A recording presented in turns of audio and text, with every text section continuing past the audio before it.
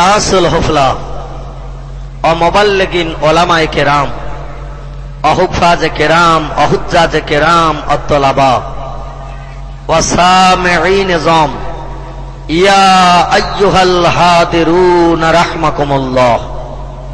উপস্থিত পদ্মকার জলসার পরিচালনাকারী শ্রদ্ধাভাজন জনাব সভাপতি সাহেব, এ জলসার আমন্ত্রিত অনামন্ত্রিত আগত অনাগত কর্তৃপক্ষদের মনোভূত বিভিন্ন ওলামায়ে কেরাম অতিথিগণ, বিশেষ করে পাক ফুরফুরা শরীফ থেকে অনাগত সুলতানুল ওয়াইজিন মরহুম ছোট হুজুর পীর কেবলা রহমাতুল্লাহ আলাইহির সুযোগ্য সাহেবজাদা জনাব ভাই সাহেব হুজুর কেবলা ও স্নেহাশিস বন্ধুবার জনাব হযরত মাওলানা বাকিবিল্লাহ সাহেব ও দিগার ওলামায়ে কেরাম, সম্মুখে উপবিষ্ট দিনদার ইমানদার প্রাণের ভাই মুসলমান, সন্তান সমতুল্য কচি কচি মাসুম বাচ্চারা, আলো আধার থেকে মাইকের মাধ্যম দিয়ে কণ্ঠের ধ্বনির আওয়াজ শুনছেন, এলাকার স্নেহময়ী মমতাময়ী পর্দা নাসিনা ধার্মিকা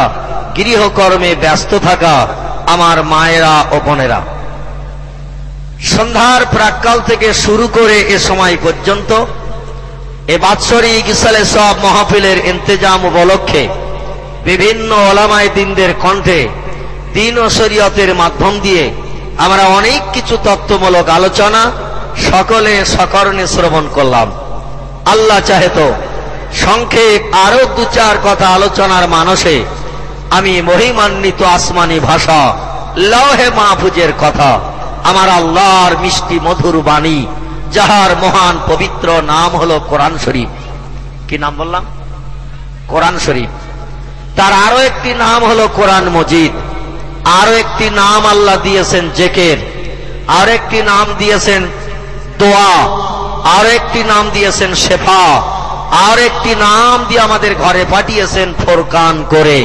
জোরে বলুন সুবহানাল্লাহ। কটা নাম হলো? এই ছেলেরা, কটা নাম বলেছি আমি? গুনেছিস নাকি শুধু শুনেছিস? গণ। একটি নাম হলো কোরআন শরীফ, একটি নাম হলো কোরআন মজিদ, একটি নাম হলো দোয়া, একটি নাম হলো শেফা, একটি নাম হলো জেকের, একটি নাম হলো ফোরকান। কটা হলো? ছটা। পৃথিবীতে যত ধর্মগ্রন্থ আছে অধিকাংশ ধর্মগ্রন্থের একটি করে নামই বিদ্যমান। কটা বললাম? একটা করে নাম আছে। কেবলমাত্র আমাদেরই ধর্মগ্রন্থের আল্লাহ পাক একাধিক নাম দিয়ে পৃথিবীতে পাঠিয়েছেন। তার কারণ মানুষ বিপদে পড়ে, মুসিবতে পড়ে, সমস্যায় পড়ে, দুঃখে পড়ে, রোগে পড়ে, শোকে পড়ে, হাজারো ঝামেলা। আমি একটু তাকবীর ধ্বনি দেই, জোরে আওয়াজ দেন। নারায়ে তাকবীর। সবাই বলেছিস তো বাচ্চারাই আমার দিকে ফের, এই আমার দিকে ফের, ওদিকে দেখতে হবে না। সবাই আওয়াজ দিবি, কেউ যেন ফাঁকি দিবি না। যে আওয়াজ দিবি কালকের থেকে রাত্রি বলার ঘুম হবে না যদি না দিস। সবাই আওয়াজ দে জোরে, আমার আল্লাহর নামের আওয়াজ, কেউ যেন ফাঁকি দিবি না। সবাই একটু জোরে আওয়াজ তোল। নারায়ে তাকবীর। আগের থেকে একটু বেশি হয়েছে না কম হয়েছে? বেশি। আমার মনে হচ্ছে ভোল্টেজ এখনো আছে, চেপে রেখেছে সব। ফুল ভলম দিয়ে দিবি এবার, যেন চেপে টেপে রাখবি না। 950 ব্যাটারির মতো ভলম ফুল দিয়ে দিবি, যেন এই সাউন্ড বক্সের মতো তোদের কণ্ঠের আওয়াজ গাঁগা করে আওয়াজ হয়। হবে তো নাকি? তাবারুক হবে। আমি দেখছিলাম রান্না হচ্ছে, কমিটির বলবো তোদের দুবার করে দেবে, তবে তারা আওয়াজ কম দিবি, তাদের একবারও হবে না। আর আমি জানি তাবারুকের লোভেই সব এসে বসে আছিস, অন্যথায় আসতিস নে। তাও আমার জানা আছে। আমি কমিটির বলবো যে যে জোরে আওয়াজ দিবি অন্তত তাদের দুবার করে হবে। এবার একটু গলা ছেড়ে ফুল ভলম দিয়ে দে। নারায়ে তাকবীর। সিলসিলায়ে ফুরফুরা শরীফ, সিলসিলায়ে ফুরফুরা শরীফ, মুজাদ্দিদ জামানের সিলসিলা, মুজাদ্দিদ জামানের সিলসিলা, মুজাদ্দিদ জামানের আওলাদ, মুজাদ্দিদ জামানের আওলাদ জনাব ভাই সাহেব হুজুর কেবলা, জলসা কমিটি, জলসা কমিটি, শ্রোতা মণ্ডলী, নারায়ে তাকবীর, আলহামদুলিল্লাহ। এ আওয়াজ দিলে একটা লাভ হয়, লাভটা হলো যত দূর আওয়াজ যায় শয়তান আর তার ভিতরে থাকে না, কারো পিছনে আর কাটি দেবে না। বুঝতে পেরেছেন তো? দেখবেন মসজিদে যেই আল্লাহু আকবার আজান হয় আর যত দূর আওয়াজ যায়, হাদিস শরীফ এসেছে আল্লাহ রাসূল বলছেন শয়তানের গায়ে তখন আগুন লাগা অবস্থা হয়, ও তখন ছুটে পালিয়ে যায়। জোরে বলুন সুবহানাল্লাহ। আজান যখন হয় ইবলিস শয়তান দূর হয়ে পালিয়ে যায়। আজানে আল্লাহু আকবারের ধ্বনি ওঠে, এখানেও সে আল্লাহু আকবারের ধ্বনি তোলা হয়েছে। অতএব শয়তান আর ধারে পাশে আসবে না। মাঝে মাঝে স্লোগান দেবো, ওর গায়ে আগুন লাগবে আর দূর হয়ে পালিয়ে যাবে। আমাদের কোরআনী মাহফিলের সৌন্দর্য শ্রীবৃদ্ধি হবে। একটু জোরে বলুন আমিন। আল্লাহ পাক মহিমান্বিত আসমানি ভাষা কোরআনকে পৃথিবীতে পাঠিয়েছেন অনেকগুলো নাম দিয়ে। কোরআন ছাড়া আর যত ধর্মগ্রন্থ আছে অধিকাংশ ধর্মগ্রন্থের একটি করে নামই বিদ্যমান। বেদের নাম বেদ, ওর আর দ্বিতীয় নাম নাই। পুরাণের নাম পুরাণ, শুনলেই বোঝা যায় পূর্ণ হয়ে গেছে, আর দরকার নাই। ঠিক বললাম না ভুল বললাম? ওর নামই তো পুরাণ, পুরাণ পূর্ণ হয়ে গেছে, আর দরকার নাই। গীতার নাম গীতা, এর দ্বিতীয় তৃতীয় কোনো নাম নাই। জেন্দাবাস্তার নাম জেন্দাবাস্তা, ওর একটি নাম। রামায়ণের নাম রামায়ণ, ওর একটি নাম। মহাভারতের নাম মহাভারত, ওর আর কোনো নাম নাই। ভগবতের নাম ভগবত, ওরও কোনো নাম নাই। কেবলমাত্র একটি ধর্মগ্রন্থের এই যুগে কোরআন ছাড়া আমরা গোটা তিনেক নাম দেখতে পাচ্ছি। সেই ধর্মগ্রন্থটির প্রথম নাম ছিল ইনজিল। কি নাম বললাম? ইনজিল। ইনজিল এসেছিল যার কাছে, তার নাম হলো হযরতে ঈসা রুহুল্লাহ। কি নাম বললাম? ঈসা রুহুল্লাহ। আমাদের নবীর আগে যিনি নবী হয়ে এসেছিলেন, ইনি হলেন বনি ইসরাইল কওমের শেষ নবী। কোন কওমের বললাম? বনি ইসরাইল কওমের শেষ নবী। এই কওমে আমার আল্লাহ পাক 70,000 নবী পাঠিয়েছিলেন। কতটা বললাম? 70,000। 70,000 নবীর প্রথম নবীর নাম হযরতে ইয়াকুব আলাইহিস সালাম। 70,000 নবীর প্রথম নবীর নাম হযরত ইয়াকুব আলাইহিস সালাম। ওনার আরেকটি নাম ছিল ইসরাইল। কি নাম বললাম? ইসরাইল। ইসরাইল বলে আরেকটি নাম ছিল। আমাদের দেশে ছেলেদের যেমন দুটো তিনটে করে নাম আছে, আছে না? ভালো নাম গোলাম রহমান, ডাক নাম মিন্টু। ভালো নাম আব্দুর রহিম, ডাক নাম পিন্টু। ভালো নাম আব্দুল সালাম, নাম রেখেছে বাপি। আছে তো নাকি?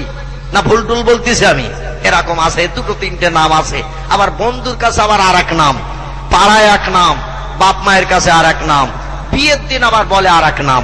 কত নাম যে আছে তার ঠিক নাই ভাই। ইয়াকুব আলাইহিস সালামের নাম ছিল দুটি, একটা নাম হলো ইয়াকুব আর একটা নাম ছিল ইসরাইল। এই ইসরাইল নামে নামকরণ হয়েছে বনি ইসরাইল। বনি ইসরাইল নাম শুনেছেন তো? বর্তমানে এদের বলা হয়েছে ইহুদি। এদের কি বলা হয়? বনি ইসরাইল কমকে বর্তমানে বলা হয়েছে ইহুদি। বনি শব্দের অর্থ হলো সন্তান, আর ইসরাইল ছিল একটি লোকের নাম। এই ইসরাইলের বংশ নসলকে বনি ইসরাইল বলা হয়েছে। এই বনি ইসরাইল কমে আমার আল্লাহ পাক 70,000 নবী পাঠিয়েছিলেন। এই 70,000 নবীর প্রথম নবীর নাম হযরত ইয়াকুব ওরফে ইসরাইল, আর শেষ নবীর নাম হলো হযরতে ঈসা রুহুল্লাহ। এই ইয়াকুবের বাবার নাম ছিল হযরতে ইসহাক। কি নাম বললাম? ইসহাক। ইসহাকের বাবার নাম ছিল হযরত ইব্রাহিম আলাইহিস সালাম। ইব্রাহিম নাম শুনেছেন তো? এ নামটা সকলের জানা। হযরতে ইব্রাহিম আলাইহিস সালাম, আল্লাহ পাক ওনাকে দুটি পুত্র সন্তান দান করেছিলেন। কটা বললাম? দুটি। ওনার বিবি ছিলেন আবার দুটি। কটা বললাম? দুটি। স্ত্রী ছিলেন দুটি, ছেলেও হয়েছিল দুটি। হাজেরার নসলে একটি পুত্র সন্তান আল্লাহ দিয়েছিলেন, যার নাম হলো হযরতে ইসমাইল আলাইহিস সালাম। আর ওনার প্রথমা বিবির নাম ছিল সারা। সারার নসলে আল্লাহ পাক একটি পুত্র সন্তান দিয়েছিলেন। এই ছেলেটির নাম ছিল ইসহাক। ইসহাকের বংশে নবী এসেছে 70,000, আর ইসমাইলের বংশে নবী এসেছে একটা। কটা বললাম? ইসমাইলের বংশে নবী এসেছে একটা, আর হযরতে ইসহাকের বংশে নবী এসেছে 70,000। তাহলে দাম কার বেশি? ইসহাকের বেশি না ইসমাইলের বেশি? হ্যাঁ, ইসাকের বেশি। বাচ্চাদের ব্রেন মগজ এখনো পরিষ্কার হয়নি ভালো, কারণ ওরা দেখতেছে সংখ্যা বেশি, এই জন্য ওরা চিন্তা নিয়েছে ওখানে দাম বেশি।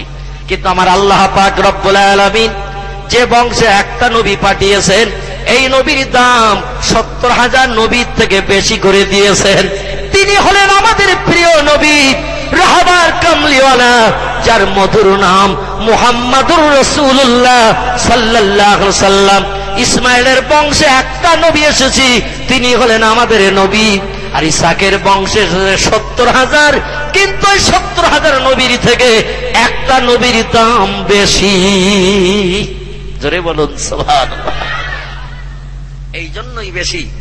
যত নবী এসেছে ইসহাক আলাইহিস সালামের বংশে, প্রত্যেকটি নবী আল্লাহর কাছে কেঁদে বলেছে, আল্লাহ, নবীর খাতায় নাম না লিখে দুনিয়ায় না পাঠিয়ে যদি উম্মতে মুহাম্মাদি করতে, তাহলে আগে বেহেশতে যাওয়ার সুযোগ হতো। আর লোকের কাছে দিনের দাওয়াত দিতে যে মার খেয়ে আর মরণ হতো না। কোন নবী মার খায়নি এরকম নয়, বহু নবীকে শহীদ হতে হয়েছে শত্রুদের কাছে দিনের দাওয়াত দিতে। যে হযরত ইয়াহইয়া আলাইহিস সালাম শহীদ হয়েছেন, জাকারিয়া আলাইহিস সালাম শহীদ হয়েছেন। ইতিহাস আলগা করলে দেখা যায় শত্রুরা প্রাণনাশ করেছে। ঈসাকে তো প্রাণনাশের জন্য ঘরে আটকে ফেলেছিল ওরা।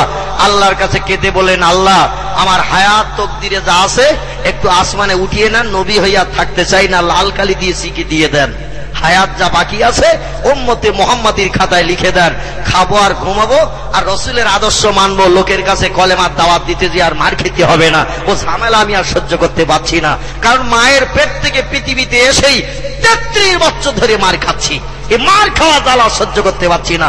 উম্মত হলে আর মার খেতে হবে না, তাই বাকি হায়াত আমাকে উম্মতে মুহাম্মাদি বানান। জোরে বলুন সুবহানাল্লাহ। ঈসা আলাইহিস সালাম 33 বছর ধরে কেঁদেছে উম্মতি মুহাম্মাদি হওয়ার জন্য। আল্লাহ পাক তার চোখের পানিকে কবুল করে 33 বছর দুনিয়ায় হায়াত দেওয়ার পরে তকদিরে যা বাকি হায়াত রেখেছিল আসমানে তাকে উঠিয়ে নিয়েছেন।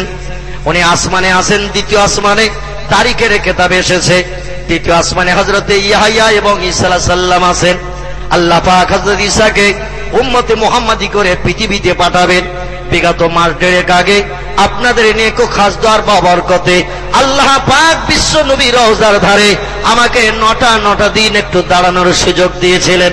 এজন্য আমি ধন্য, এজন্য আমি পুণ্য। মাত্র মাস 1.5 হলো নবীর দেশ থেকে ফিরে এসেছি। রাসূলের রওজার দিকে তাকিয়ে তাকিয়ে দেখেছি আল্লাহ নবীর পায়ের কাছে একটা মানুষের কবরের জায়গা এখনো বাকি আছে।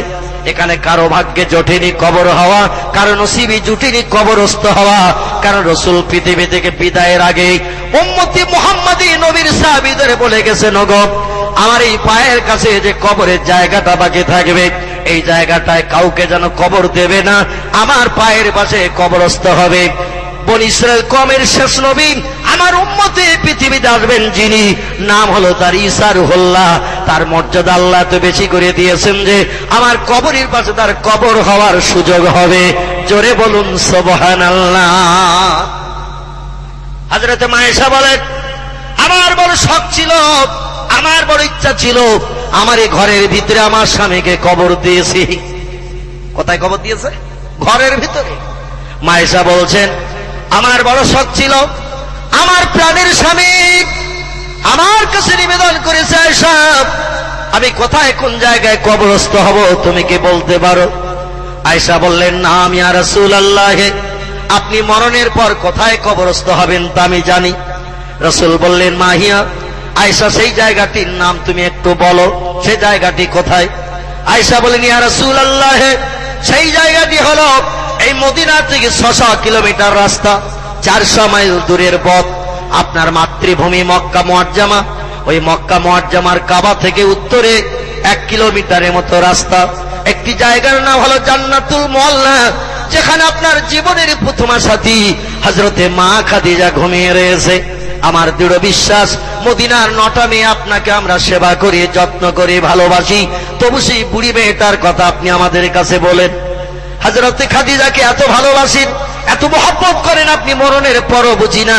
আর আমরা চিন্তা মানুষ 9 জন আপনারে সেবা করি, তবু খাদিজার প্রশংসা করেন, আমরা সহ্য করতে পারি না। এজন্য আমার ধারণা মরণের পর আপনি খাদিজার কবরের পাশে কবরস্থ হবেন। এটা ঠিক কিনা বলেন? রাসূল বললেন, খাদিজার কবরের পাশে কবরস্থ হব। আমি তো ওটা এখনো ঠিক করি নাই। খাদিজার কবরের পাশে ঘুমাবো, এটা এখন আমি ঠিক করি নাই। আয়েশা বলেন, ইয়া রাসূলুল্লাহ, তাহলে আরেকটা জায়গার নাম বলি। রাসূল বলছেন, কোন জায়গা বলো? আল্লাহর নবীর বিবি হযরত আয়েশা বলছেন, এই মদিনার রাস্তায় আসতে 50 থেকে 55 কিলোমিটার দূর, ওই মক্কার দিকে যেতে একটি বাবলা বাগান, লাল বালির মরুভূমি, যার নাম হলো আবওয়া প্রান্তর। মাঝে মাঝে খেজুর গাছ আছে, মাঝে মাঝে বাবলা গাছ আছে, যেখানে আপনার জনম দুঃখিনী মা, আপনার আব্বা জান চিরনিদ্রায় ঘুমিয়ে রয়েছে। নিশ্চয়ই মরণের পর বাপ মায়ের কবরের পাশে ঘুমাবেন কিনা বলো? রাসূল বলেন, আয়েশা, আমি মরণের পর আমার বাপ মায়ের কবরের পাশে ঘুমাবো, এখনো ওটা ঠিক করি নাই।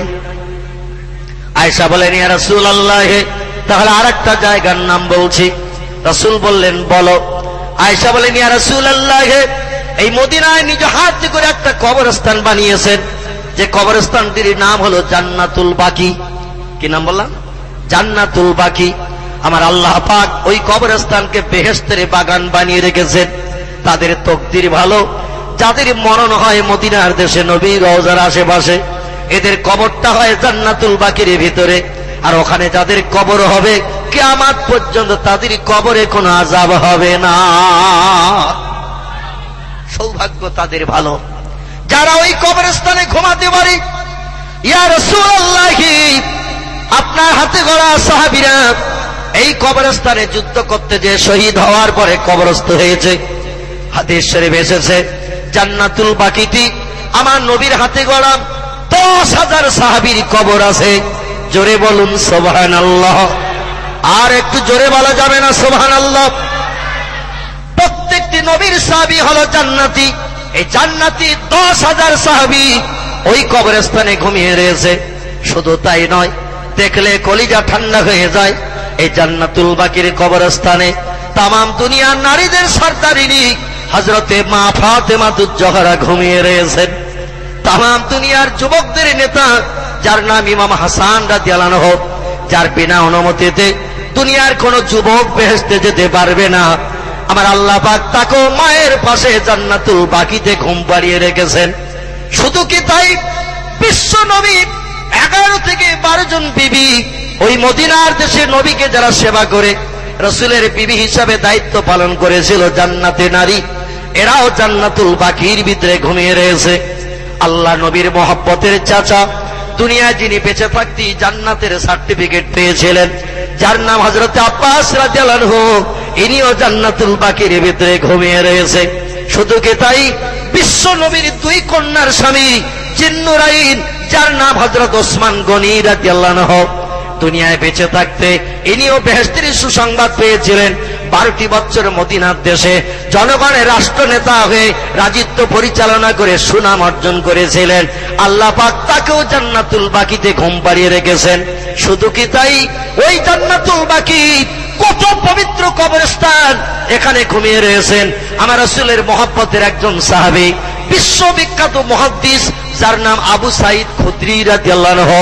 হাজার হাজার হাদিস যিনি বর্ণনা করে বিশ্ব মুসলিমকে মানুষ বানানোর চিন্তা নিয়েছিলেন, এই লোকটিও জান্নাতুল বাকিতে ঘুমিয়ে রয়েছে। শুধু কি তাই, আমার নবীকে বাল্যকালীন 6 বছর কাল তায়েফের দেশে সন্তান মনে করে লালন পালন করে মানুষ করেছিলেন যিনি, আমার আল্লাহ পাক তাকেও ঘুম পাড়িয়ে রেখেছেন ওই জান্নাতুল বাকির কবরস্থানে। তিনি হলেন তায়েফের দেশের অধিবাসিনী হযরতে মা হালিমাতুস সাদিয়া। জান্নাতি মানুষ কি আমার আল্লাহ তায়েফের দেশে ঘুম পাড়িয়ে রেখেছেন। এই হালিমা পরবর্তীতে আমার নবীর কাছ থেকে কলেমা পড়ে মুসলমান হয়ে গিয়েছিলেন। জোরে বলুন সুবহানাল্লাহ। শুধু তাই নয়, এক এক করে নাম বলতে গেলে অনেক লম্বা হবে বক্তৃতা। ওই জান্নাতুল বাকির কবরস্থানে ঘুমিয়ে আছেন তিনি, দুনিয়ায় বেঁচে থাকতে যিনি 100 বার আমার আল্লাহকে তার চামড়ার চোখে দেখেছিলেন। একটু জোরে বলা যাবে কি সুবহানাল্লাহ? আর একটু জোরে বলা যাবে না সুবহানাল্লাহ? কতবার দেখেছিল বললাম? 100 বার। আমরা কে কবার দেখেছি? একটু যদি বলে হাত তুলে দেখান, 5 বার না 10 বার না 2 বার না 1 বার? হাত উঠবে নাকি ভাই? হাত আমাদের সব প্যারালাইজড হবে, যার বাংলা নাম পক্ষঘাত। খাতোসও হবে না আমাদের কারো, বক্তাও হবে না, শ্রোতাও হবে না। ঠিক বললাম না ভুল বললাম? মাবুদকে আমরা কেউ চোখে দেখতে পাই নাই, কারণ দেখার মতো কাজ তো আমরা করে নাই। এনার নাম হযরত ইমাম মালিক রাহমাতুল্লাহ আলাইহি, যিনি 22 বছর কাল আমার নবীর রওজা ধারে দাঁড়িয়ে দাঁড়িয়ে কেঁদেছে। ওনার জীবনে 22 বছরের ভেতরে মক্কা মুআজ্জামার দেশে, মদিনার দেশে একদিন জুতা পায়ে দিয়ে হাঁটেনি। একটু জোরে বলুন সুবহান। সূর্যের প্রচন্ড রৌদ্র তেজে পাথর যখন গরম হয়ে যায়, খালি পায়ে কোনো মানুষ হাঁটতে পারে না। ইমাম মালিক বলে ঠসকা পড়ে পড়ুক, খা হয়ে যায় যাক, আমার নবীর দেশে জুতা পায়ে দিয়ে হাঁটবো না। কারণ কোথায় আমার নবী হেঁটে বেরিয়েছে, আর আমার জুতা যদি সেইখানে নবীর পায়ের উপরে পড়ে, কিয়ামতে খোদার কাছে মুখ দেখাতে পারবো না।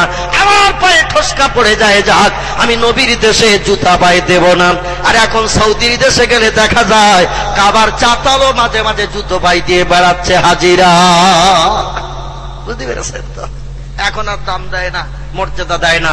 আমি বাস্তব চোখে দেখেছি বিভিন্ন দেশের হাজিরা জুতো পায়ে দিয়ে নামাজের জায়গায় ওরা অটোমেটিক হেঁটে বেড়াচ্ছে। তবে আমাদের বাংলার মুসলমানেরা ভালো, এদের নামে বদনাম দেব না। এরা একটু শরীয়তের আইন পালন করে চলার চেষ্টা করে, এরা একটু ভয় করে ভাই। কিন্তু অন্য দেশের মানুষ, নাইজেরিয়ান, ইন্দোনেশিয়ান, মালয়েশিয়ান, তুরস্ক, লিবিয়া, এরকম করে বাংলাদেশ, পাকিস্তান বা অন্যান্য দেশের মানুষ, এরা এখন শরীয়তে আইনকে সাধারণ শিথিল করে ফেলেছে, নবী রাজার সম্মান দিতে চায় না। মুসলমান ভাইরা আমার, ইমাম মালিক রাহমাতুল্লাহ আলাইহি, ইনি এনার জীবনে আমার আল্লাহ পাককে হায়াতে বেঁচে থাকতে 100 বার তিনি দর্শন করেছিলেন। সেই লোকটি জান্নাতুল বাকির কবরস্থানে জনম জনম ঘুমিয়ে রয়েছে। আমাদের মুজাহির ইমাম যিনি, উনি বলছেন পৃথিবীর মানুষেরা কে কতবার তোমরা আল্লাহকে দেখেছো আমি জানি না, তবে আমি ইমাম আবু হানিফা আমার জীবনে আমি 82 বার আমার আল্লাহকে দেখেছি। ইমাম আহমদ বিন হাম্বল বলছেন, যিনি হাম্বলি মুজাহির প্রতিষ্ঠাতা, ইনি বলছেন পৃথিবীর মানুষ কে কতবার তোমরা আল্লাহকে দেখেছো জানি না, আমি ইমাম আহমদ বিন হাম্বল আমার জীবনে 80 বার আমি আমার আল্লাহকে আমার চামড়ার চোখে দেখেছি। মনসুর হাল্লাজের নাম শুনেছেন, বিশ্ববিখ্যাত খোদা পাগল ছিলেন যিনি, যার নাম হযরতে মনসুর হাল্লাজ রাহমাতুল্লাহ আলাইহি। উনি একবার দেখেই পাগল হয়ে যেয়ে বলতে শুরু করেছিলেন, আনাল হক, আনাল হক, আনাল হক। রাস্তাঘাটে পথে যেখানেই যায় মুখ দিয়ে শুধু আওয়াজ জারি হয়, আনাল হক। বাদশাহ মনসুরের রাজত্ব চলছে তখন। আলেম ওলামারা বলল, বাদশাহ মনসুর লোকটা খোদাদ্রোহী হয়ে গেছে, ফেরাউন নমরুদ কারণ হামানের খালাতো ভাই হয়ে গেছে, এই লোকটাকে একটু বুঝান। ও বলছে আমি খোদা। আনাল হক শব্দের অর্থ হলো আমি স্রষ্টা, আমি সত্য আল্লাহ, অতএব মানুষ তো আল্লাহ হতে পারে না। ওই লোকটি বলছে আমি আল্লাহ। সাধারণ মানুষ বিভ্রান্ত হবে, কোন দিন ওকে আল্লাহ বলে মেনে নেবে, লোকটার ঈমান বরবাদ হবে, পরকালে জাহান্নামী হয়ে যাবে। ওই লোকটির বুঝান রাস্তাঘাটে যেন আমি খোদা না বলে। বাদশাহ মনসুর হাল্লাজ রাহমাতুল্লাহ আলাইহি ডাক দিলেন, ওগো তুমি ওই কথাটা রাস্তাঘাটে বলতে পারবে না। মনসুর হাল্লাজ বলল, যতদিন বেঁচে থাকবো ওই কথা ছাড়া অন্য কোনো কথা বলতে পারবো না। বাদশাহ মনসুর ডেকে বলল, আলেমেরা ওরে নিষেধ করলাম শুনলো না, ও বলছে যতদিন বাঁচবো ওই কথাই বলবো। আলেমেরা বলল, একটা খোদাদ্রোহীকে আপনি দুনিয়া থেকে সরিয়ে দেন, মার্ডার করে দেন, ওকে প্রাণ নাশ করে দেন, যাতে সমাজের মানুষ বিভ্রান্ত না হয়। বাদশাহ মনসুর আলেমদের ফতোয়া নিয়ে মনসুর হাল্লাজকে একদিন দিবালোকে রাজপথে দাঁড় করিয়ে দিয়েছে। হাজার হাজার মানুষ দাঁড়িয়ে রয়েছে। আজকের পাগল মনসুর হাল্লাজের প্রাণ নাশ করা হবে। লোকটা খোদায় দাবি করেছে, আমি খোদা বলছে, ওকে বুঝানো হলো বোঝে না, এই জন্য ওকে দুনিয়ায় বাঁচিয়ে রাখা হবে না। মনসুর হাল্লাজকে বলা হলো, অন্তত এবার তুমি বলো যে আর ও কথা বলবে না। উনি বললেন, যতদিন আছি ততদিন বলবো। বলে, তাহলে এখনই জল্লাদ তোমাকে তরবারি দিয়ে কল্লাতি খণ্ডিত করবে। বলে, আমার তাতে কিছু আসে যায় না। জল্লাদকে হুকুম করা হলো, জল্লাদ, এই খোদাদ্রোহী লোকটি আমি খোদা বলছে। ফেরাউন যেমন বলেছিল, কারুন যেমন বলেছিল, সাদ্দাত যেমন বলেছিল, নমরুদ যেমন বলেছিল, বাদশাহ বখতে নাসার যেমন বলেছিল, এ তেমন বলছে, একে আর দুনিয়ায় বাঁচিয়ে রেখে দরকার নাই, বিদায় করে দাও। হাজার হাজার আলেম মুফতিকারীরা ফতোয়া দিয়েছে খোদাদ্রোহীকে সরিয়ে দিন, দেশের মানুষ সুস্থ হোক। আলেমদের ফতোয়া নিয়ে জল্লাদকে হুকুম দেয়া হলো, তরবারি মেরে কল্লা দ্বিখণ্ডিত করে দাও। জল্লাদ খালি তো তরবারি নেই, কল্লায় মেরে দিল এক আঘাত, একে কোপে ধর থেকে কল্লাটা ছিটকে 10-12 হাত দূরে যেয়ে পড়েছে। এত জোরে তরবারি আঘাত করেছে, দেহের থেকে কল্লাটা কেটে 10-12 হাত দূরে গিয়ে ছিটকে পড়েছে। ধরটা এক জায়গায় আছাড় খেয়ে পড়লো, মাথাটা আরেক জায়গায় ছিটকে চলে গেল, রক্তের গলে হাম ধারা ছুটতে শুরু করেছে। আর মনসুর হাল্লাজের জবান দিয়ে কাটা মাথায় আওয়াজ জারি হয়েছে, লা ইলাহা ইল্লাল্লাহ মুহাম্মাদুর রাসূলুল্লাহ। আলে মুফতি কারি সব একই সর্বনাশ। আমরা ধারণা করলাম লোকটা কাফের হয়ে গেছে, খোদাদ্রোহী হয়ে গেছে। আমরা প্রাণনাশের ফতোয়া দিলাম, বাদশা প্রাণনাশ করেছে। দোষ তো বাদশার না, আমরা তো ফতোয়া দিয়েছি আলেম মুফতি কারি। লোকটা বলছে আমি খোদা, আমি খোদা, কিন্তু মরণের পর কাটা মাথায় পড়ছে কলেমা। এ লোকটা তো 1 নম্বরের ইমানদার। জোরে বলুন সুবহানাল্লাহ। আমাদের মরণের সময়ও জবান দিয়ে জারি হয় না, হয় নাকি ভাই? 2-3 দিন আগে দেখবেন সলিমউদ্দিন চাচা বোবা হয়ে গেছে, আব্দুল করিম দাদার ঠোঁট বন্ধ হয়ে গেছে, একটু পানি দিচ্ছে চামচে করে, গালাসি দিয়ে গড়িয়ে পড়তেছে। ঠিক বললাম না ভুল বললাম? পানি একটু গেলারও ক্ষমতা নাই। 2-3 দিন আগে জবান বন্ধ, ভিতরে আর মাল যাচ্ছে না, চাচা কথাও বলতে পারছে না। তার কারণ হলো আল্লাহ বলেন সারা জীবন মদ খেলি, সুদ খেলি, সিনেমার যাত্রা, রেডিও আর টেলিভিশন, ভিডিও আর ভিসিআর নিয়ে, আর অবৈধ নারীদের নিয়ে গার্ডেনে বাগানে হাওয়া খেয়েছিস, আর মরণের সময় কলেমা পড়ে আমার কলেমা অত সস্তা না। মরণের 1 সপ্তাহ আগে জবান বন্ধ করে দেব, মরণের 3 দিন আগে তোর জবান বন্ধ করে দেব, আমার কলেমা পড়ে জান্নাতের সার্টিফিকেট নিবি, ওটা হবে না। তবে আমার প্রেমিক বান্দা বান্দি যারা হবে তাদের কলেমা মরণের সময় আমি জারি করে দিয়ে দেব। জোরে বলুন সুবহান। লোকটি বিদায় নিল, মারা গেল, কাটা মাথা দিয়ে কলেমা আর জারি হচ্ছে, লা ইলাহা ইল্লাল্লাহ মুহাম্মাদুর রাসূলুল্লাহ। শুধু কি তাই? ঐতিহাসিকের ইতিহাসে লিখেছেন হযরত মনসুর হাল্লাজের জীবন আলগা করে দেখবেন, কাটা মাথা থেকে রক্ত ফোঁটা বার হচ্ছে, গলা থেকে রক্ত বেরিয়ে যাচ্ছে, ধরের গলা থেকে রক্ত বেরিয়ে যাচ্ছে, আর প্রতিটি রক্ত ফোঁটার ভিতর থেকেও কলেমার আওয়াজ জারি হচ্ছে। জোরে বলুন সুবহানাল্লাহ। রক্ত ফোঁটা বেরিয়ে যায়, রক্ত ফোঁটা থেকে কলেমার আওয়াজ জারি হয়। বাদশাহ মনসুর আলেম ওলামাদের দিকে তাকায়, আলেম ওলামারা বাদশার দিকে তাকায়, কি একটা অঘটন ঘটে গেল। যাই হোক, মারা গেছেন তো তিনি, পৃথিবী থেকে বিদায় করা হয়েছে, রক্তে ললিহান ধারা শেষ হয়ে গেল। আস্তে আস্তে মাথা এবং ধরটাকে নিয়ে গোসল করিয়ে কাফন পরিয়ে কবরে দাফন করা হলো। কবর দেওয়া হয়েছে লোকটিকে। রাতের অন্ধকারে স্বপ্ন যোগে আলেম ওলামা মুফতিরা সারা রাত আর ঘুমায় না, চিন্তা করছেন, হায় রে কিয়ামতে খোদার কাছে কেমন করে কৈফিয়ত দেব। একজন ইমানদার মুমিনকে কাফের বলে মার্ডার করেছে, আর মার্ডারকারীদের শাস্তি হলো জাহান্নাম। আমরা তো সব জাহান্নামী হয়ে যাব। এবার রাতের বেলা ওরা স্বপ্ন দেখছেন, আল্লাহ পাক মনসুর হাল্লাজকে এবার বলছেন, এ মনসুর হাল্লাজ, তুমি ওদের সঙ্গে একটু সাক্ষাৎ করে ওদের ব্রেন মগজের চিন্তাটা দূর করে দাও। বাদশাহ মনসুরের দেশে হযরতে আল্লাহ ওয়ালা আল্লাহ প্রেমিক খোদা ভক্ত মনসুর হাল্লাজ স্বপ্ন থেকে আলেমদের সঙ্গে সাক্ষাৎ করেছেন। আলেমরা পায়ে জড়িয়ে দিয়ে রাত্রি বেলা ঘুমের করে কান্না শুরু করেছেন। বলে, হুজুর বেয়াদবি নেবেন না, আমরা বুঝতে পারিনি আপনার ভিতরটা এমন। বাইরে থেকে আমরা ফতোয়া দিয়েছিলাম, কিন্তু আপনি ভিতরে তো খোদা প্রেমিক ভক্ত ইমানদার ছিলেন, বাইরে বুঝতে পারিনি।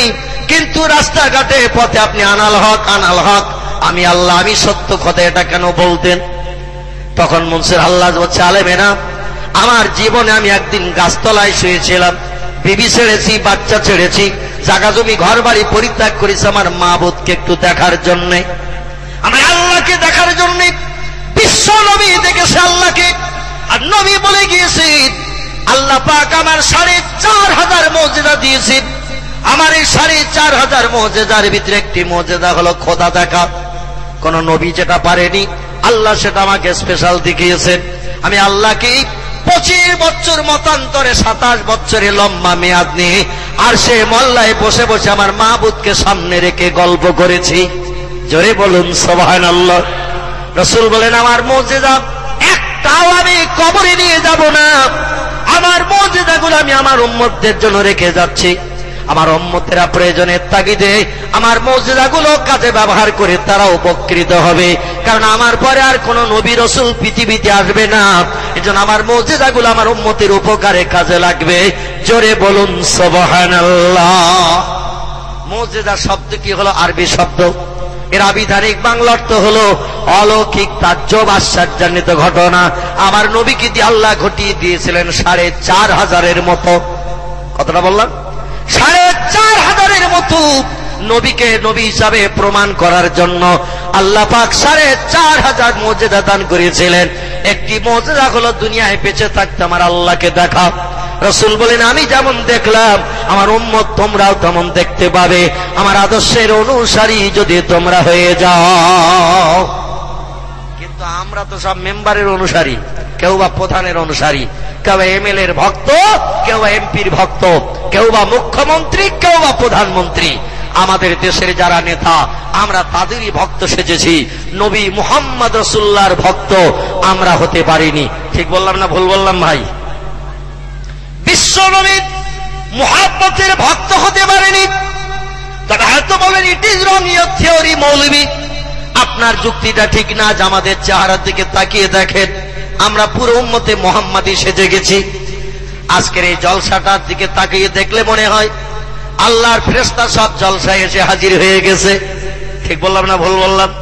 আমাদের চেহারার দিকে তাকালে মনে হবে আল্লাহর ফেরেশতা সব এসে বসে গেছে, আসমান থেকে সব নেমেই গেছে। তবে কালকের সকালে ফেরেশতা থাকবে না, ফেরেশতা সব গিরগিটি হবে। কি হবে বললাম? গিরগিটি।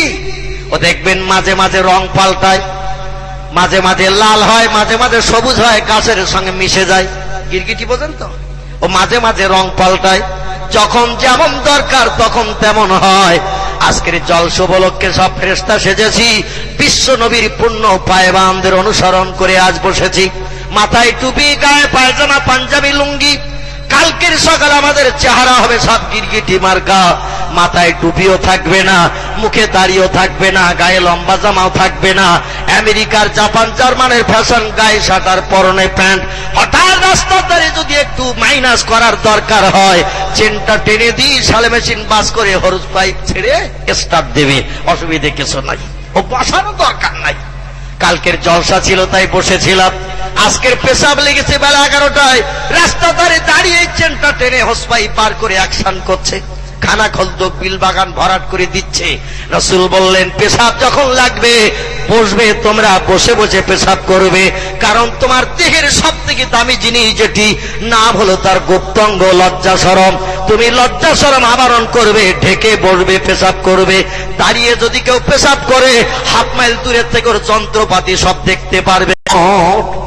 যন্ত্রটা কেমন, লম্বা না বেটে, সরু না মোটা, হাফ মাইল দূরের থেকে যদি কেউ নজর করে হোস পাইপ দেখতে কোনো অসুবিধা হবে না।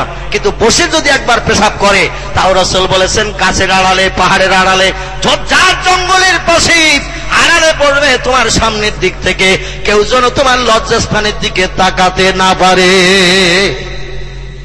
কুকুর আর মানুষ এখন হয়েছে সমান, কুকুর আর মানুষ এখন এরা হয়েছে সমান। যদি বলেন হোয়াট ইজ দ্য ডকুমেন্ট, দেখবেন আল্লাহ কুকুরের লেজ দিয়েছে 1 থেকে 1.5 হাতের মতো লেজ দিয়েছে না? লেজটা এই জন্যই দিয়েছে তোর গুপ্তাঙ্গ শরমগা দিয়েছে, ওটা ঢেকে রাখবি, কাউকে দেখাবি না, কারণ ওটা দামি জিনিস, ওটা দামি যন্ত্র, ওটা কাউকে দেখাবি না। ওর 1 হাত থেকে 1.5 হাত লম্বা লেজ দিয়েছে আল্লাহ। ও 1.5 হাতের জায়গায় যদি 2 হাতও দিত, 1 পেসের জায়গায় 2 পেস দিয়ে দিত পিঠের উপরে। ঠিক বললাম না ভুল বললাম? ওই 1 হাত লেজ দিল পিঠের উপরে গটিয়ে রাখে, 1.5 হাত দিল 2 পেস দেবে, 2 হাতও যদি দেয় 3 পেস দিয়ে গটিয়ে রাখবে। রাস্তাঘাটে পথে যখন যায় যত জীবজন্তু সৃষ্টি আছে সব ডেকে ডেকে বলে একটু দেখে নে আমার যন্ত্রপাতি কেমন আছে, দেখ ভাই মেশিনাদি যন্ত্রপাতি কেমন আছে সব দেখ। আমি লেজার নিচে করে রাখিনি, উঁচু করে রেখেছি যন্ত্রপাতি তোদের দেখানোর জন্য। কুকুর যেমন সব সময় আলগা করে রাখে, সৃষ্টির শ্রেষ্ঠ মানুষ এর আজ আলগা করতে শুরু করেছি। আল্লাহ বললেন তোমরা সমস্ত সৃষ্টির ভিতরে শ্রেষ্ঠ। আল হায়াউ শুবাতু মিনাল ঈমান, লজ্জা শরম গুপ্তাঙ্গ আবরণ করা হলো ঈমানের অর্ধেক অংশ।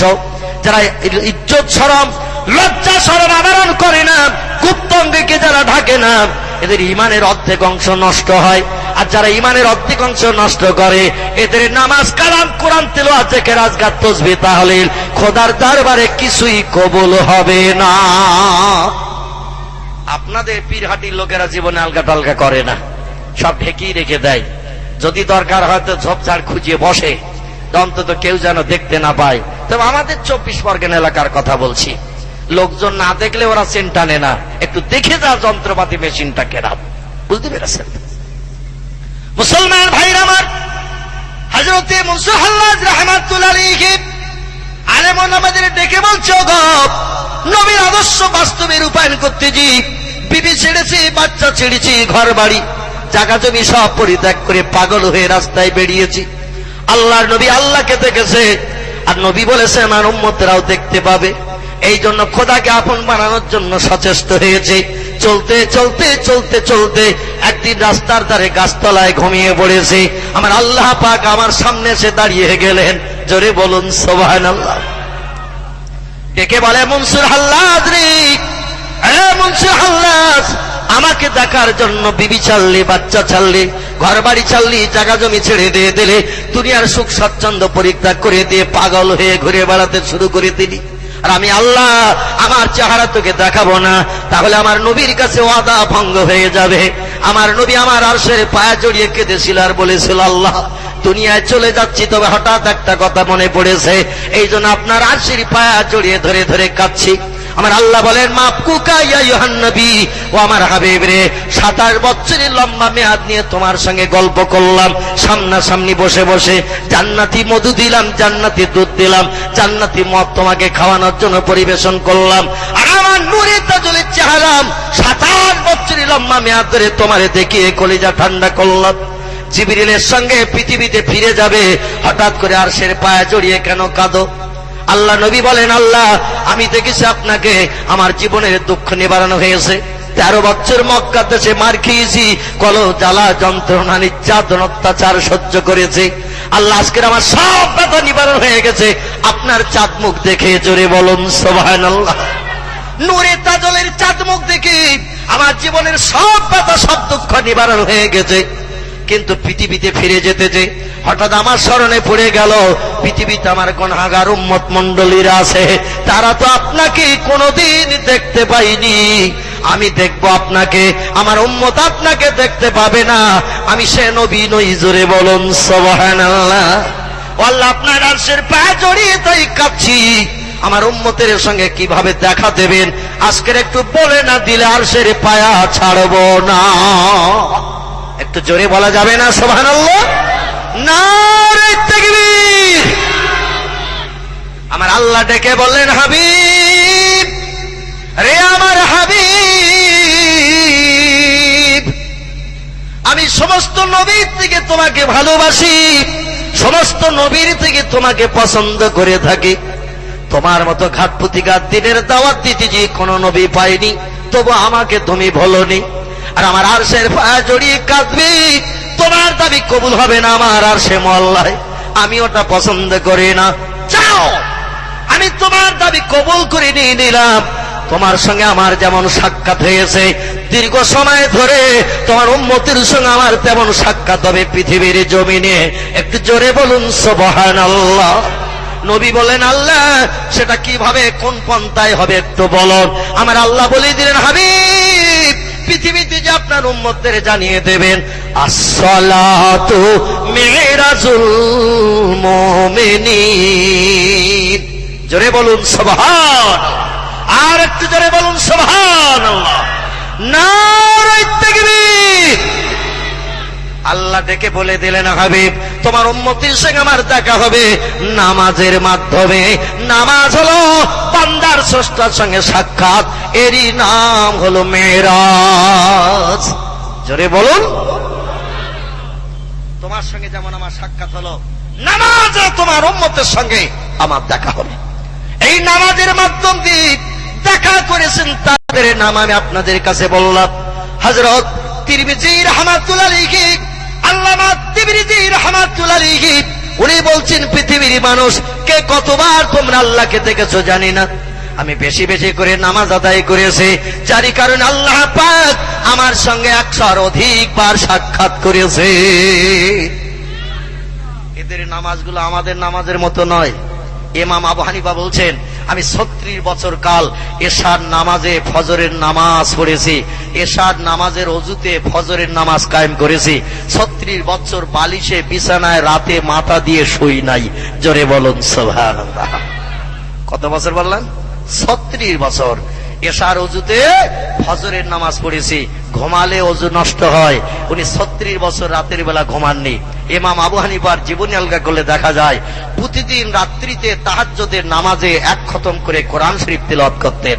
আর খুব ফোর্সে যদি কেউ কোরআন শরীফ পড়ে 1 খতম তিলাওয়াত করতে অন্তত 6 থেকে 6.5 ঘন্টা সময় লেগে যায়। তো এশার নামাজের পর এই 6 থেকে 6.5 ঘন্টা কোরআন শরীফ তিলাওয়াত করে 2 রাকাত নামাজ পড়তেন। 15 পারা কোরআন তিলাওয়াত করে 1 রাকাত নামাজ পড়তেন। উঠে যে আবার 15 পারা কোরআন তিলাওয়াত করে আরেক রাকাত নামাজ পড়তেন। নামাজ পড়তে পড়তে ফজরের আজান ধ্বনি হতো। উনি বলতেন, আমি তাহাজ্জুদ শেষ করে ওই ওযুতেই ফজরের নামাজ পড়ে যায় নামাজের পাটিতে ফজরের নামাজ বাদ একটু রাতের ক্লান্তি দূর করার জন্য শুতাম, তবে রাত্রিতে নয়, দিনে ফজরের নামাজ বাদ। আর ওই যখন একটু ক্লান্তি দূরের জন্য ঘুমাতাম, ডান কাঁধে কাঁধ হয়ে যায় নামাজের পাটিতে শুয়ে পড়তাম। আল্লাহ পাক আমার ব্যবহারে খুশি হয়ে আমার প্রেমাসক্ত হয়ে আমাকে 82 বার দেখা দিয়েছে। আমরা দেখি সিনেমার অভিনেতারে, আমরা দেখি অভিনেত্রী রে, ছেলেরা দেখে মেয়েদের, মেয়েরা দেখে ছেলেদের। ঠিক বললাম না ভুল বললাম? যারা যাদের পছন্দ করে ওরা ওদের দেখে। সপ্তাহে 3 দিন যায় সিনেমা দেখতে, যাত্রা দেখতে, থিয়েটার, ভিডিও আর টেলিভিশন, রেডিও তো এখন ঘরে ঘরে হয়ে গেছে। তবে আপনাদের পীরহাটি ঠাকুরহাটিতে নেই কারো ঘরে, আছে নাকি ভাই? এ গ্রামে কারো ঘরে নেই? হ্যাঁ আছে, আমার ভাই বলছে আছে। আমি মনে করছিলাম কারো ঘরে টরে নেই। ও যন্ত্রফন্ত্র রাখে না।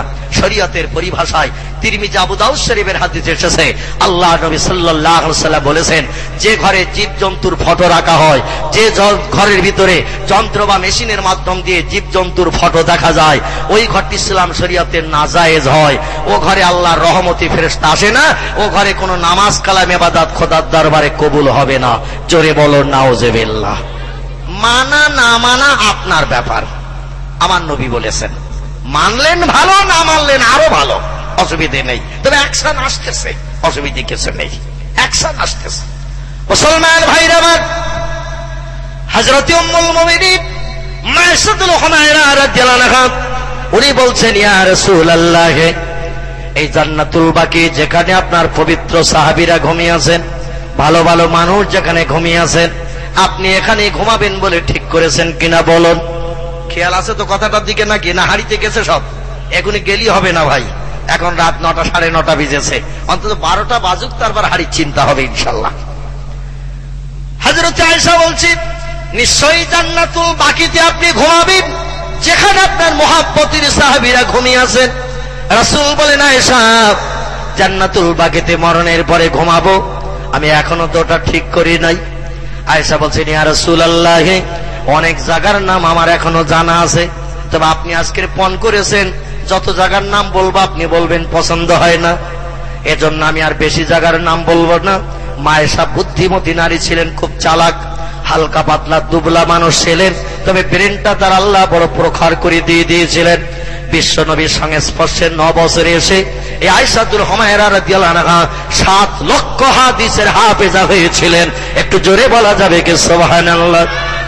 নবীর কোন যুবক সাহাবী, পুরুষ সাহাবী এত হাদিস হেফজ করতে পারেনি, কোন বেটা ছেলে এত হাদিস হেফজ করতে পারেনি যত হাদিসের হাফেজ হয়েছিলেন আল্লাহর নবীর বিবি আয়েশা। ইনি 8.5 থেকে 9 বছর কাল নবীর সংসারে এসে 7 লক্ষ হাদিসের হাফেজা হয়েছিলেন। আয়েশা বললেন, ইয়া রাসূলুল্লাহ, আজকে আপনি পণ করেছেন, আমার কথা একমত হবেন না, যত জায়গার নাম বলছে আর আপনি শুধু বলছেন পছন্দ হয় না। এভাবে জায়গার নাম বলবো, বলতে বলতে ভোর হয়ে যাবে আর বেলাল আজান দেবে আর আপনি আমার ঘর থেকে বেরিয়ে মসজিদে নামাজ পড়তে যাবেন। 9 দিন আর আপনার সঙ্গে আমার দেখা হবে না, আমার মনের কোণের গোপন প্রশ্নগুলোর রাখা হবে না। এজন্য আমি প্রশ্নকারীকেই বলছি, মরণের পর কোথায় থাকবেন একটু জায়গার নাম বলেন। আজকের আমি হেরে গেছি আপনার কাছে, জোরে বলুন সুবহানাল্লাহ। ইয়া রাসূলুল্লাহ, স্বামীর কাছে স্ত্রী হারলে মান সম্মান যায় না, স্ত্রীর কাছে স্বামী হারলেও মান সম্মান যায় না। কারণ আল্লাহ কোরআনে জানিয়ে দিয়েছেন, হুন্না লিবাসুল লাকুম ওয়া আনতুম লিবাসুল লাহুন্না। ও দুনিয়ার নারীরা, তোমরা হলে পুরুষের পোশাক, ও দুনিয়ার পুরুষেরা তোমরা হলে নারীদের পোশাক। আল্লাহ দুইজনকে সমান সমান 50-50 মর্যাদা দিয়েছে। এজন্য আপনি আমার স্বামী না, আমি আপনার বিবি, আমি আপনার গায়ের পোশাক, আপনি আমার গায়ের পোশাক। ঘরের ভিতরে আমাদের স্বামী স্ত্রী প্রশ্ন উত্তর হচ্ছে, বাইরের থেকে কেউ জানে না, খবর রাখে না। এখানে স্ত্রী স্বামীর কাছে হারলে কিছু যাবে না, জোরে বলুন সুবহানাল্লাহ। আপনার কাছে আমার দাবি, একটু বলুন বলুন বলুন, মরণের পরে আপনি কোথায় ঘুমাবেন বলে জায়গা ঠিক করেছেন? রাসূল বলেন, আয়েশা আমার মুখের দিকে তাকাও। আল্লাহ নবী আমাদের পূর্ব দিকে পা দি, পশ্চিম দিকে মাথা দি, হযরত আয়েশা কাবার দিকে পিঠ করে, ভাইজান উত্তর দিকে মুখ করে বসে রয়েছেন।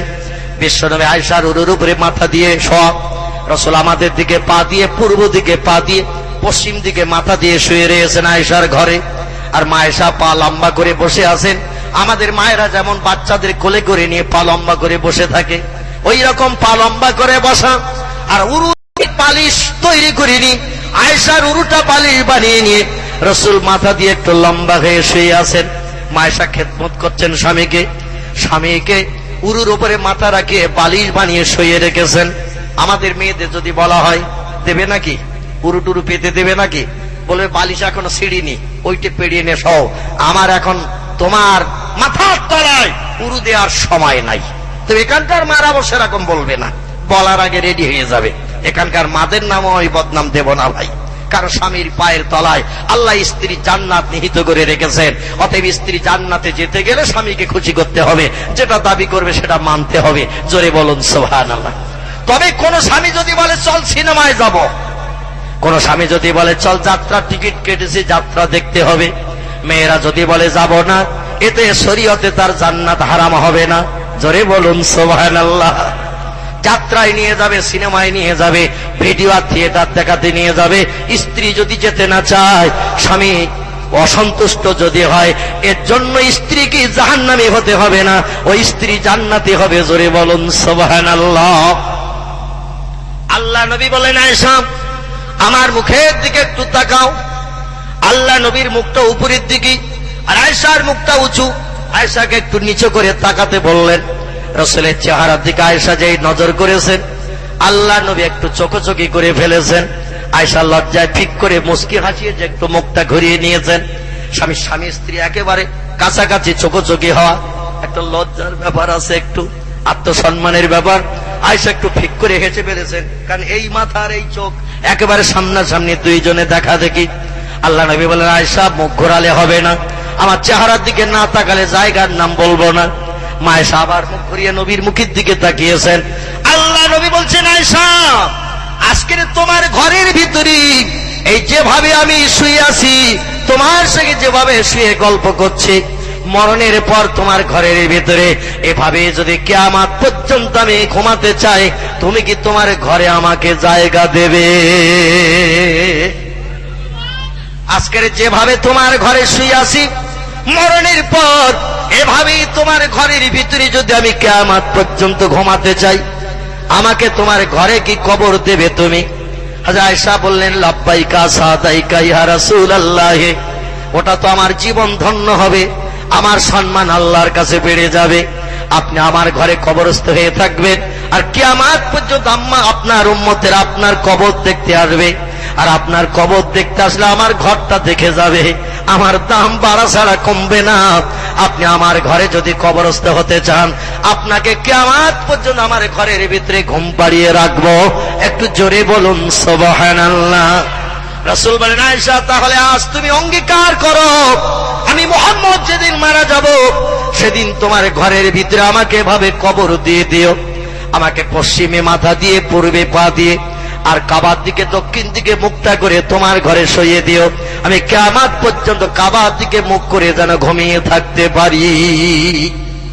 বিশ্ব নবীর ওয়াদা পূর্ণের জন্য হযরত মায়েশাতুল হুমায়রা রাদিয়াল্লাহু আনহা রাসূলের মৃত্যুর পরে চতুর্দিকে যখন শোকের ছায়া নেমে গেল, নবীর সাহাবীরা সব কেঁদে কেঁদে জারেরা। হাদিস শরীফ এসেছে, ইসলামিক ইতিহাসে লিপিবদ্ধ হয়েছে, 3 দিন পর্যন্ত মদিনার মেয়েরা উনানে হাড়ি চাপায়নি। আমার নবীর বিয়োগ ব্যথাতে যে যেদিকে পারে সব পাহাড়ের কিনারায় বসে বসে কাঁদে, প্রিয় নবী প্রিয় নেতা চলে গেছে। আজ আমরা শোকাহত মর্মাহত, পৃথিবী যেন অন্ধকার দেখছি। বাচ্চারাও পর্যন্ত 3 দিন নবীর প্রেমাসক্ত হয়ে মায়ের কাছে খাবারের দাবি করেনি। জোরে বলুন সুবহানাল্লাহ।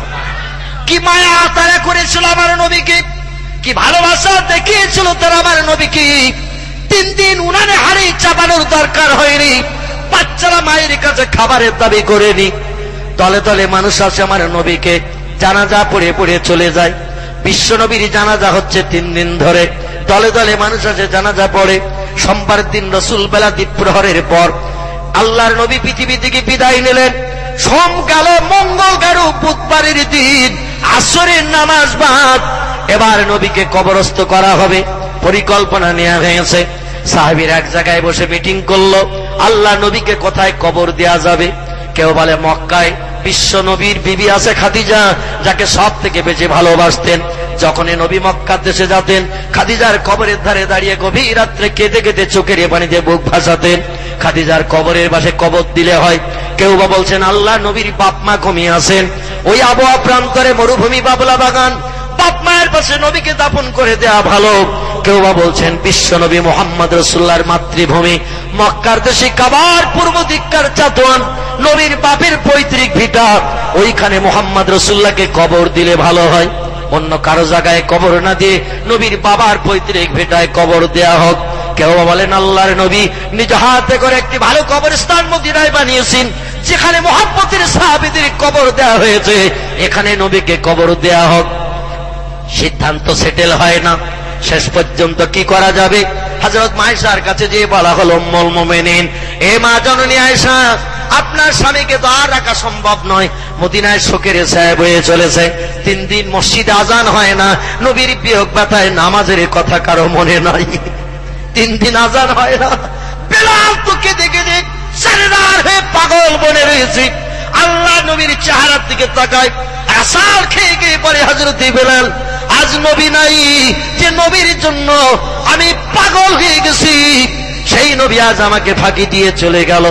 বেলাল 3 দিন মসজিদে আজান দেয় না, জামাতে নামাজও হয় না। আল্লাহর নবীর সাহাবী হযরত আবু বকর বলেন, আর লাশ উপরে রাখা যাবে না, মাটির তলে দাফন করে দিয়ে স্বাভাবিক নিয়ম তৈরি করতে হবে। কোথায় কোন জায়গায় কবর দেয়া যাবে? মায়েশার কাছে করা হলো, আল্লাহ নবীর কবরের জায়গা কোথায় হবে আপনার কি কিছু জানা আছে নাকি?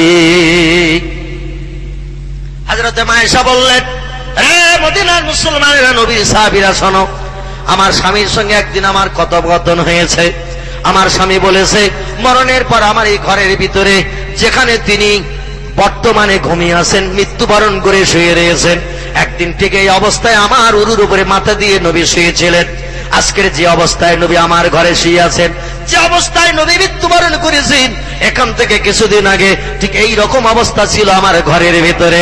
রাসূল আমার কাছে নিবেদন করেছিল, আয়েশা, এই পৃথিবী থেকে যেদিন বিদায় নেব, মারা যাব, তোমার ঘরের ভিতরে এইভাবে যদি কিয়ামত পর্যন্ত কবরস্থ হয়ে ঘুমাতে যাই, আমাকে কি তোমার ঘরের ভিতরে কবরের জায়গা দেবে?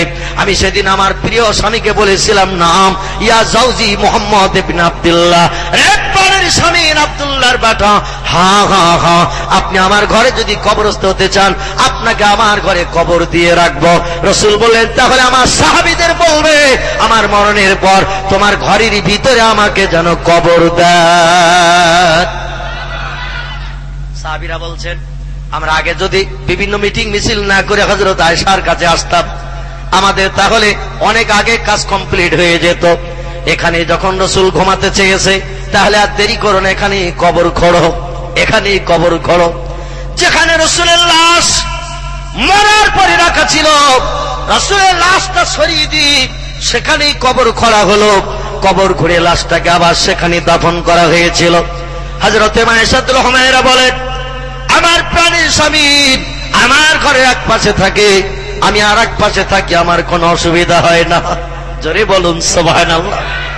আজকের জলসা শেষ করে আমরা যখন বাড়ি যাব, আমাদের বাড়ির মেয়েদের যদি একটু ডেকে বলা হয়, ওরে বিশ্বনবী যেখানে মারা গেছেন সেখানে ঘরের ভিতরে কবরস্থ হয়েছেন, আমার মরণটা যদি ঘরে হয় তো অন্তত আমার কবরটা ঘরে খাটের তলায় দিস। মরণের পর অন্তত একটা সুন্নত আদায় করা যাতে হয়। নবী মারা গেছেন যে ঘরে, কবরস্থ হয়েছেন সেই ঘরে বিশ্ব নবীর সুন্নত একটা আদায় করব। যে ঘরে আমরা স্বামী স্ত্রী বিবি বাচ্চা থাকি, মরণের পরে ঘরের ভিতরে আমাকে কবর দিস। স্ত্রী বলবে, তোমাকে ঘরে কবর দিয়ে থাকবো কোথায়? স্বামী বলছে, আমি খাটের তলায় থাকবো মাটিতে, আর তুই থাকবি খাটের উপরে। স্ত্রী বলছে, 11 গ্লাসের কম খাওনি, মাথা গরম করো না, তুমি যদি খাটের তলায় থাকো আর আমি উপরে থাকবো, আর হঠাৎ রাত 1টায় যদি বেরিয়ে এসে একবার পাজা করে জড়িয়ে ধরো, জীবনে ওকে নিয়ে তো আমি বেহুশ হয়ে মরে যাব। যত তুমি ভালোবাসো না কেন, সাউথ ইন্ডিয়ান বেনারসি আর স্বর্ণ কাতান দাও, 2.5 ভরি ওজনের হার দাও, আর কানের ইয়ারিং দাও, 2 জোড়া যদি হাতের পাউটি আর চুড়ি দাও, ল্যাংচা রসগোল্লা সপ্তাহে 3 দিন করে এনে খাওয়াও, মরণের পর কোথায় রাখবো ওটা আমি জানি। যতদিন বেশি আছো ততদিন ভালোবাসা, এক ঘরে থাকা হবে, কিন্তু মরে যাই যাবে, তোমার জায়গা হবে বাঁশতলার পুকুর পাড়। কোথায় বললাম? বাঁশতলার পুকুর পাড় কবরস্থান, ওখানে তোমাকে রাখবো। তাও উঁচু ঢিবিতে দেব না, কারণ মাঝে মাঝে পুকুরে পানি আনতে যেতে হয়, আর তোমার উঁচু ঢিবি কবর যদি নজরে দেখি কাঁধ হয়ে পড়বো কোথায় তা ঠিক নাই। বরং পুকুর পাড়ে নিচের দিকে দেব, উকি মারলেও যেন কবর নজরে দেখা না যায়, কারণ মরিয়ে গেছে, কাজ কমপ্লিট হয়ে গেছে, আর কোনো মহব্বত নাই। আমাদের মেয়েদের যত ভালোবাসা দেন, যত গহনার যৌতুক দেন, এদের কাছে দাবি করবেন মরণের পর অন্তত ঘরের ভিতরে একটু কবর দেওয়ার কথা। মেয়েরা বলবেন, পাগলামি করো না, ও কথা বাদ দাও, অন্য কথা বলো, কারণ মরণের পর কোথায় কবর দেওয়া হবে সে আমরা ঠিক করে রেখেছি। তোমারে ঘরে কবর দিয়ে জীবনে ঘরে থাকা যাবে না। মায়েশা বললেন, আমার কোনো অসুবিধা হতো না, আমার প্রাণের স্বামীর বিদায় নিয়েছি, স্বামী থাকবে এক পাশে, আমিও থাকবো এক পাশে। এমনকি গভীর রাত্রি দিন হযরতে মায়েশাতুল হুমায়রা আমার নবীর কবর একা একা জিয়ারত করতেন দাঁড়িয়ে দাঁড়িয়ে। জোরে বলুন সুবহানাল্লাহ। আমাদের দেশের প্রেমিকা বিবি যারা স্বামীকে বিরাট ভালোবাসে, মহব্বত করে, এদের একটু ডেকে বলবেন, রাত 1টার দিকে তোমার স্বামীর কবরটা একটু জিয়ারত করে এসো।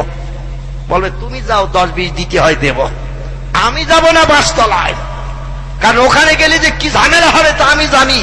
একবার যদি খস করে তো কোন দিক থেকে আমার ধরবে তার ঠিক ঠিকানা নাই, জীবনে একদিনও যাবে না। মায়েশা যতদিন হায়াতে বেঁচে ছিলেন আমার প্রিয় নবীর কবরের ধারে গভীর রাত্রিতে এসেছে স্বামীর কবর জিয়ারত করতেন। হযরত আবু বকর সিদ্দিক রাদিয়াল্লাহু বিদায় নিলেন, আল্লাহ নবীর কবরের পাশে মেয়ের কাছে একটু ঘুমানোর জায়গা চাইলেন। ও মেয়ে আয়েশা, নবীর সঙ্গে তোমার বিয়ে দিয়েছি, নবীর বিবি হয়ে গেছে তুমি, কিয়ামতে খোদার কাছে তোমার কত দাম বাড়বে। আমি তোমার বাবা আবু বকর কোনোদিন কিছু চাইনি, তোমার কাছে আমার একটি দাবি, আমার দাবিটাকে একটু পূর্ণ করবে। আয়েশা বলে, মা সালাকা ইয়া আবি, আবু বকর ইবনে আবি কুহাফা, আবু কুহাফার বেটা আবু বকর, বলুন না কি দাবি? বলে, আমার মরণের পর তোমারই ঘরের ভিতরে তোমার স্বামীর পাশে আমাকে যদি একটু ঘুমানোর জায়গা দাও, আমি আবু বকর বড় খুশি হয়ে যাই। মায়েশা বললেন, আব্বাজান, কত উপকার আপনি আমাকে করেছেন, বিশ্ব নবীর সঙ্গে বিয়ে দিয়ে নবীর বিবি বানিয়েছেন, আল্লাহর জান্নাতে যাওয়ার রাস্তা খুঁজে পেয়েছি, কিয়ামতে খোদার কাছে সম্মান পাবো। আর আপনি আমার কাছে দাবি করেছেন আমার স্বামীর পাশে কবরস্থ হয়ে থাকবেন, ঘরে যখন জায়গা আছে আপনাকে বঞ্চিত করব না, আমার স্বামীর পাশে মরণের পর আপনাকেও কবর দেব। জোরে বলুন সুবহানাল্লাহ। কারণ ঘরটি হলো আমার ঘর, অতএব আমি যেটা করব সেটা হবে, আমার ঘরে আপনাকে জায়গা দেব। আল্লাহ নবীর পাশে আবু বকরকে ঘুম পাড়ানো হলো। বিশ্বনবীর মৃত্যুর 2 বছর পর হযরত আবু বকর রাদিয়াল্লাহু বিদায় নিলেন, ওনাকে ঘুম পাড়িয়ে দেয়া হলো। পাশে আরেকটা মানুষের কবরের জায়গা, হযরতে মা ফাতেমার ঘরের ভিতরে 3টা মানুষ পাশাপাশি শুলে 2 ধারের খেজুরের বাড়া গায়ে লেগে যেত। দেখতে ভালো হবে, বলে অন্তত বল কিরাম করলে ভালো হয়। বলে এক পাশে থাকবে খাট, খাটের সামনে থাকবে একটা মাদুর পাতার জায়গা, তার সামনে থাকবে দেওয়ালের একটা শোকেস। খাটে বসে বসে শোকেসের দিকে তাকানো হবে।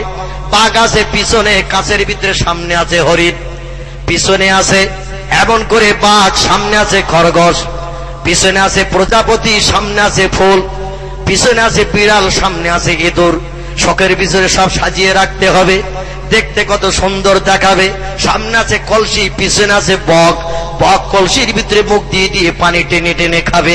শোকেসের ভিতরে এগুলো না রাখলে ঘরের মানান হবে না। আবার মাথার দিকে থাকবে একটা আলমারি, ওই খাটের পায়ের দিকে থাকবে একটা আলনা, জামা কাপড়গুলো গুছিয়ে রাখতে হবে। দরজার পাশে একটা জানলা থাকবে, জানলা ধারে টেবিলে থাকবে বৌমাটা, জানলার পাশে টেবিলের উপরে রাখতে হবে বৌমাটা, বৌমা। আমি এর বাংলা নাম দিয়েছি বৌমা, ইংরেজি নাম হলো টেলিভিশন। ঘরের ভিতরে জানলার ধারে টেবিলের উপরে এটা যদি না রাখা হয় ও ঘরের মানান হবে না। আপনাদের কারো ঘরে বৌমা টৌমা নাই তো আমাদের দেশে মোল্লা মৌলবী ঘরে যদি আসে তাড়াতাড়ি ওরে 3টে কাপড় দিয়ে নতুন বউ ঢেকে দেয়। হুজুর এসেছে, মৌলবী এসেছে, দে ঢেকে, এখন ঘোমটা ঢেকে দে, হুজুর যেন না দেখে। হুজুর যেই চলে যাবে সব রেশানি করে বৌমার ঘোমটা তখন আলগা হয়ে যাবে। ঠিক বললাম না ভুল বললাম? মোল্লা মৌলবী ঘরে ঢুকলে ওরে 2টো কাপড় দিয়ে ঢেকে রাখে, তো চেহারা দেখালে তোর ফেস কাটি নষ্ট হবে। এখন বৌমা ঢেকে থাক, নতুন বউ। আর হুজুর যেই চলে যাবে সব রেশানি করে বৌমার চেহারা আলগা করে দেয়া হবে। ছেলেরে বলবে খোকা 15 মিনিট হয়ে গেছে বোধহয় ছায়াছবির অনুষ্ঠান, তাড়াতাড়ি ভলম মোড়াতে একটু দেখা যায়। হুজুর যদি বাড়িওয়ালার জিজ্ঞাসা করে ভাই টেবিলের উপর ওটা কি ঢাকা, বলে আর বলবেন না, মানে বড় ছেলেটা এত বলে বাইরে পার। দোষ সব বড় ছেলের ঘাড়ে দিয়ে বাড়িওয়ালা বেরিয়ে গেছে। বেরিয়েছে বলছে খোকা তোর চাচা এসেছে, দাদিমা সবরেসানি। তো দাদা সবরেসানি, চাচা এসেছে বাৎসরিক আসে, এক খতম পড়িয়ে সবরেসানি করিয়ে দেয়। তো চাচার একটু নাস্তা করিয়ে আয়। বাড়িওয়ালা ঢোকে না, ঢুকলে আবার জিজ্ঞাসা করবে ভাই, বলতে বলতে বেরিয়ে গেলেন, সব তো বললেন না। লজ্জায় পড়ে গেছে বাড়িওয়ালা, ছেলেরে বলছে তো চাচারে নাস্তা করিয়ে আয়। ছেলে ঘরে এসেছে নাস্তা পানি নিয়ে, দস্তরখান চিলেকছে নিয়ে। হুজুরও চিন্তা করছে এরে যদি আবার জিজ্ঞাসা করি শেষ পর্যন্ত পিপাসায় যদি মরি তাও পানিও পাবো না, এরা জিজ্ঞাসা করে দরকার নাই। মোল্লা মৌলবীরা হারাম হালাল খেয়ে খেয়ে এদের যেমন গলা চেপে গেছে, শ্রোতারাও হালাল হারাম খেয়ে খেয়ে এদেরও কান তালা লাগা হয়ে গেছে। আজকের আর ওয়াজ নসিহতে কাজ হচ্ছে না। ঠিক বললাম না ভুল বললাম? মোল্লা মৌলবীরা হালাল হারাম খেয়ে খেয়ে মদখোরের বাড়ি, সুদখোরের বাড়ি, সিনেমাখোরের বাড়ি, টেলিভিশনের বাড়ি, এমন করে রেডিও খোরের বাড়ি, এদের বাড়ি মোল্লা মৌলবীরা পীর সাহেবরা খেয়ে খেয়ে এদের যেমন গলা চেপে গেছে, আর সাধারণ মানুষেরা হালাল হারাম খেয়ে খেয়ে ব্যবহার করে এদেরও কান তালা লেগে গেছে। মাইকে হাঁকলো আজার কানে আওয়াজ থেকে না, মাঠ ভেঙে শুধু আওয়াজ পালিয়ে যাচ্ছে। ঠিক বললাম না ভুল বললাম? ওয়াজ করেছিলেন মুজাদ্দিদে জামান আবু বকর সিদ্দিকী রাহমাতুল্লাহ আলাইহি, একে ওয়াজে কাজ হয়ে গেল। জোরে বলুন সুবহানাল্লাহ। ওয়াজ করলেন আমাদের বসিরত আল্লাহর বাংলা রুহুল আমিন রাহমাতুল্লাহ আলাইহি। দাদা হুজুর কেবলার প্রধান খলিফা হিসাবে মর্যাদা প্রাপ্ত হয়েছিলেন যিনি, ডানাত হিসাবে সম্মান প্রাপ্ত হয়েছিলেন যিনি, আজকের তারা একটা বার ওয়াজ করেছি, তাদের ওয়াজে কাজ হয়ে গেল। বেঈমান ইমানদার হলো, আল্লাহওয়ালা জান্নাতি হয়ে গেল। একটু জোরে বলা যাবে কি সুবহানাল্লাহ? একজন খোদাদ্রোহী জাহান্নামীর কথা আপনাদের কাছে কি একটু বলবো নাকি? এক ওয়াজে কেমন কাজ হয়েছে, একটু মহব্বতের সঙ্গে দরুদ শরীফ। আল্লাহুম্মা সাল্লি আলা মাওলানা মুহাম্মদ ওয়া আলা আলি সাইয়্যিদিনা মাওলানা। খোঁজ করিয়া আসল তারা খোঁজ করিয়া আসল তারা তোমার কুটুরির সম্মুখে, নবী পাকের নূরের ঝলক লাগলো তাদের চক্ষুতে। যে নূরের ওই ঝলক লেগে, যে নূরের ওই ঝলক লেগে চোখ ঝলসে গেল, সেই নবীর ওই মহাব্বতে দরুদ মোমিন পড়ো। আল্লাহুম্মা সাল্লি আলা মাওলানা মুহাম্মদ ওয়া আলা আলি সাইয়্যিদিনা মাওলানা মুহাম্মদ। আপনাদের হুগলি জেলার পাশে একটি জেলা আছে, নাম তার হাওড়া জেলা। নাম শুনেছেন তো, দেখেছেন তো নাকি? পাশের জেলা হুগলি জেলার পাশে একটি জেলা, জেলাটির নাম হাওড়া জেলা। হাওড়া জেলা একটি জায়গার নাম হলো বাকুল। বাকুল কি নাম বললাম? বাকুল শরীফ। ফুরফুরা থেকে 18 কিলোমিটারের মতো রাস্তা। ওই মুন্সিরহাটের আগে বড়গেছিয়া থেকে কিছুটা সামনে যে জায়গাটির নাম হলো বাকুল শরীফ। অনেকে গেছেন না ওখানে? চৈত্র মাসের প্রথম সপ্তাহে প্রতি বছর জলসা হয়, হয় না? ওখানে ঘুমিয়ে আছেন যিনি, তার নাম হলো সুফি আব্দুল মোমেন। এই লোকটার আসল নাম ছিল প্রতাপ চন্দ্র সেন। কি নাম বললাম? প্রতাপ চন্দ্র সেন। বাড়ি ছিল বাংলাদেশের চট্টগ্রাম। কোথায় বললাম? বাংলাদেশের চট্টগ্রাম, পূর্ব পাকিস্তান। ভারত বাংলাদেশ তখন এক ছিল। মুজাদ্দেদে জামান আবু বকর সিদ্দিকী রাহমাতুল্লাহ আলাইহি ওয়াজ করতে গেছেন বাংলাদেশে। নোয়াখালী থেকে নৌকা যোগে জলপথে, পানিপথে তিনি চট্টগ্রামে গেছেন। পরের দিন জলসা। যে বাড়িওয়ালার বাড়িতে জলসা, বাড়িওয়ালার বাড়ির সামনে একটা সদর দলুজ আছে। দলুজ, দলুজ ঘর বোঝেন তো? এখন তার দলুজ ঘরের দরকার নাই। মামাতো ভাই খালাতো ভাই বন্ধু এসেছে, ঘরের ভিতরে জায়গা। খোকার বাপ বাড়ি নাই, খোকার মা তো আছে, অসুবিধে কিছু নাই, যা লাগবে সব দেবে, কোনো অসুবিধা নাই। আগেকার যুগে আত্মীয় স্বজন আসলে বাড়ির সদরে বসো, অন্দর মহলে ঢোকার পারমিশন নাই। বাড়িওয়ালা বাড়ি আসবে, তারপরে যদি নিয়ে আসে তখন আসবে। তার আগে এখন আমরা মেয়েরা বাড়িতে কোনো বেটা ছেলের প্রবেশ অধিকার নাই। ঠিক বললাম না ভুল বললাম? এখন মডার্ন হয়ে গেছে। মামাতো ভাই খালাতো ভাই বন্ধু গেছে, ও বাইরে থাকবে কেন? ঘরে ঢুকুক, অসুবিধা নেই। ঘরে ঢুকে যায়। আর ঘরের মেয়েরা বলে অনেকদিন পরে এসেছিস। বলে খেয়াল ছিল না, মনে ছিল না, তো এসেছি। বলে আজ 11 মাস বিয়ে হয়েছে, তোরে দেখিনি। বাপের বাড়ি থাকতে সপ্তাহে সপ্তাহে দেখতাম। আমি রান্না করতে যাই, গালটা হা কর, একটু পান দিয়ে যাই। হা কর। বলে আমার হাতে দেখাই। বলে অনেকদিন পরে এসিস, তোর হাতে দিলে আমার কথা মনে থাকবে না, তোর গালে এমন করে দেবো যেন 3 সপ্তাহ অন্তর অন্তর আসিস। বুঝতে পেরেছেন? গাল হা কর, গালে দে। খোকার বাপ মাঠ থেকে বাড়ি আসে কাজ করে, এসে যদি বলে আজকে রৌদ্র পড়েছে খুব, পিপাসায় কলিজা শুকিয়ে গেছে, 1 গ্লাস পানি হলে ভালো হয়। আমাদের মেয়েরা বলে সেই কলসি আর ওই গ্লাস যত পারো ঢালো আর খাও, আমার এখন পানি দেওয়ার সময় নাই। এখানকার মারা অবশ্যই বলে টালে না। রৌদ্র পড়তেছে দেখে ওরা মাল সব রেডি করে রেখে দেয়। বাড়ি আসলে খোকার বাপেরা হাওয়া দিতে হবে, ঠান্ডা পানি দিয়ে পিপাসা দূর করতে হবে। এখানকার মারা অ্যাডভান্স সব জোগাড় করে রেখে দেয়। আমাদের 24 পরগনা বসিরহাট এলাকার কথা বলছি। মামাতো ভাই খালাতো ভাই বন্ধু আসলে ওর গালে জোর করে দেয়। আর স্বামী এসে যদি বলে পিপাসা লেগেছে 1 গ্লাস পানি, বলে আমি রান্নাঘরে আসি, সেই গ্লাস আর ওই কলসি যত পারো ঢালো আর খাও, অসুবিধে কিছু নাই। এরা বাজার থেকে মাঝে মধ্যে বাড়ি আসে রাত 11টায়, এসে জিজ্ঞাসা করছে রান্না বান্না কি হয়েছে? বলে উচ্ছে বেগুন, মাছ ঝোল আছে আর ভাত।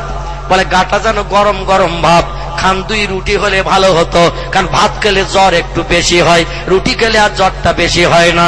খান 2 রুটি হলে ভালো হতো, যেন 103 জ্বর জ্বর ভাব। আমাদের মেয়েরা বলে এই রান্নাঘর থেকে 3 ঘন্টা ধরে আগুন পয়ে আসলাম, উচ্ছে বেগুন রান্না করলাম, মাছের ঝোল ভাত, আর এখন রাত 11 11টায় বাড়ি এসে বলছো রুটি, অত যদি রুটি খাওয়ার ইচ্ছা হয় রান্নাঘরে যাও, তৈরি করো, খাও, আমি বাপের মেয়ে যেতে পারবো না।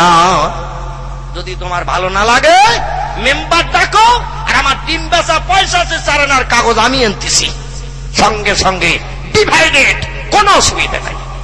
মেম্বারকে ডাকবে তুমি, কাগজ কিনবো আমি, সঙ্গে সঙ্গে সই স্বাক্ষর করে আমরা উভয়ের মতো চিন্তা ভাবনা নেব।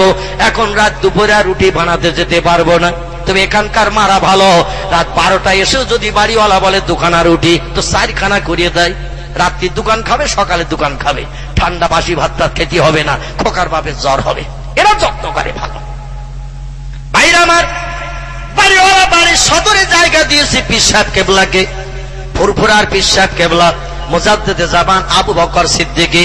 এদের ওয়াজ কেমন কাজ হতো একটুখানি লক্ষ্য করেন। আর বর্তমান যুগে আজ আর কাজ হচ্ছে না। হুজুর বাড়ির সদরে বসা জায়গা করে দিয়েছেন বিশ্রামের জন্য। আমি যেমন আজকের সকালে এসে গেছি আপনাদের গ্রামে, গতকাল প্রোগ্রাম ছিল দক্ষিণ 24 পরগনার কাকদ্বীপ, সেখান থেকে রাত 3টায় বেরিয়ে এখানে এসেছে সকাল 7:30-8টার দিকে একটা না গাড়ি ছাড়িয়ে। চিন্তা গেলাম বাড়ি যেতে গেলে তো 4 ঘন্টা 4.5 ঘন্টা লাগবে, ওখান থেকে আবার এখানে আসতে গেলেও 3.5 ঘন্টা 4 ঘন্টা লাগবে, ঝামেলার দরকার নেই, সোজাসুজি চলে যাই। এসে সারাদিন বিশ্রাম করছি ভাই। হুজুর সকালে সকালে চলে গেছে, বিশ্রামের জন্য জায়গা করে দেওয়া হয়েছে বাড়ির সদরে, কিন্তু কানে একটা আওয়াজ আসছে, ঢং ঢং ঠং ঠং আওয়াজ আসতেছে।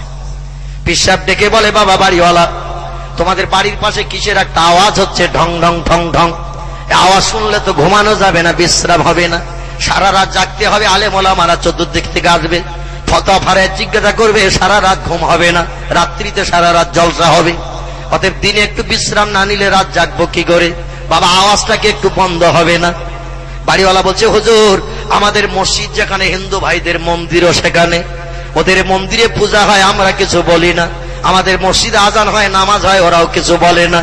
পীর সাহেব বললেন, লাকুম দীনুকুম ওয়ালিয়া দীন, আল্লাহ কোরআনে বলেছেন তোমাদের ধর্ম তোমাদের কাছে ভালো, ওদের ধর্ম ওদের কাছে ভালো, লা ইকরাহা ফিদ্দীন, ধর্মের উপরে কোনো জোর জবরদস্তি নাই, যার যেটা ভালো লাগবে সে সেটা করবে, ব্রেন বুদ্ধি মগজের বিচার হবে হাসরে।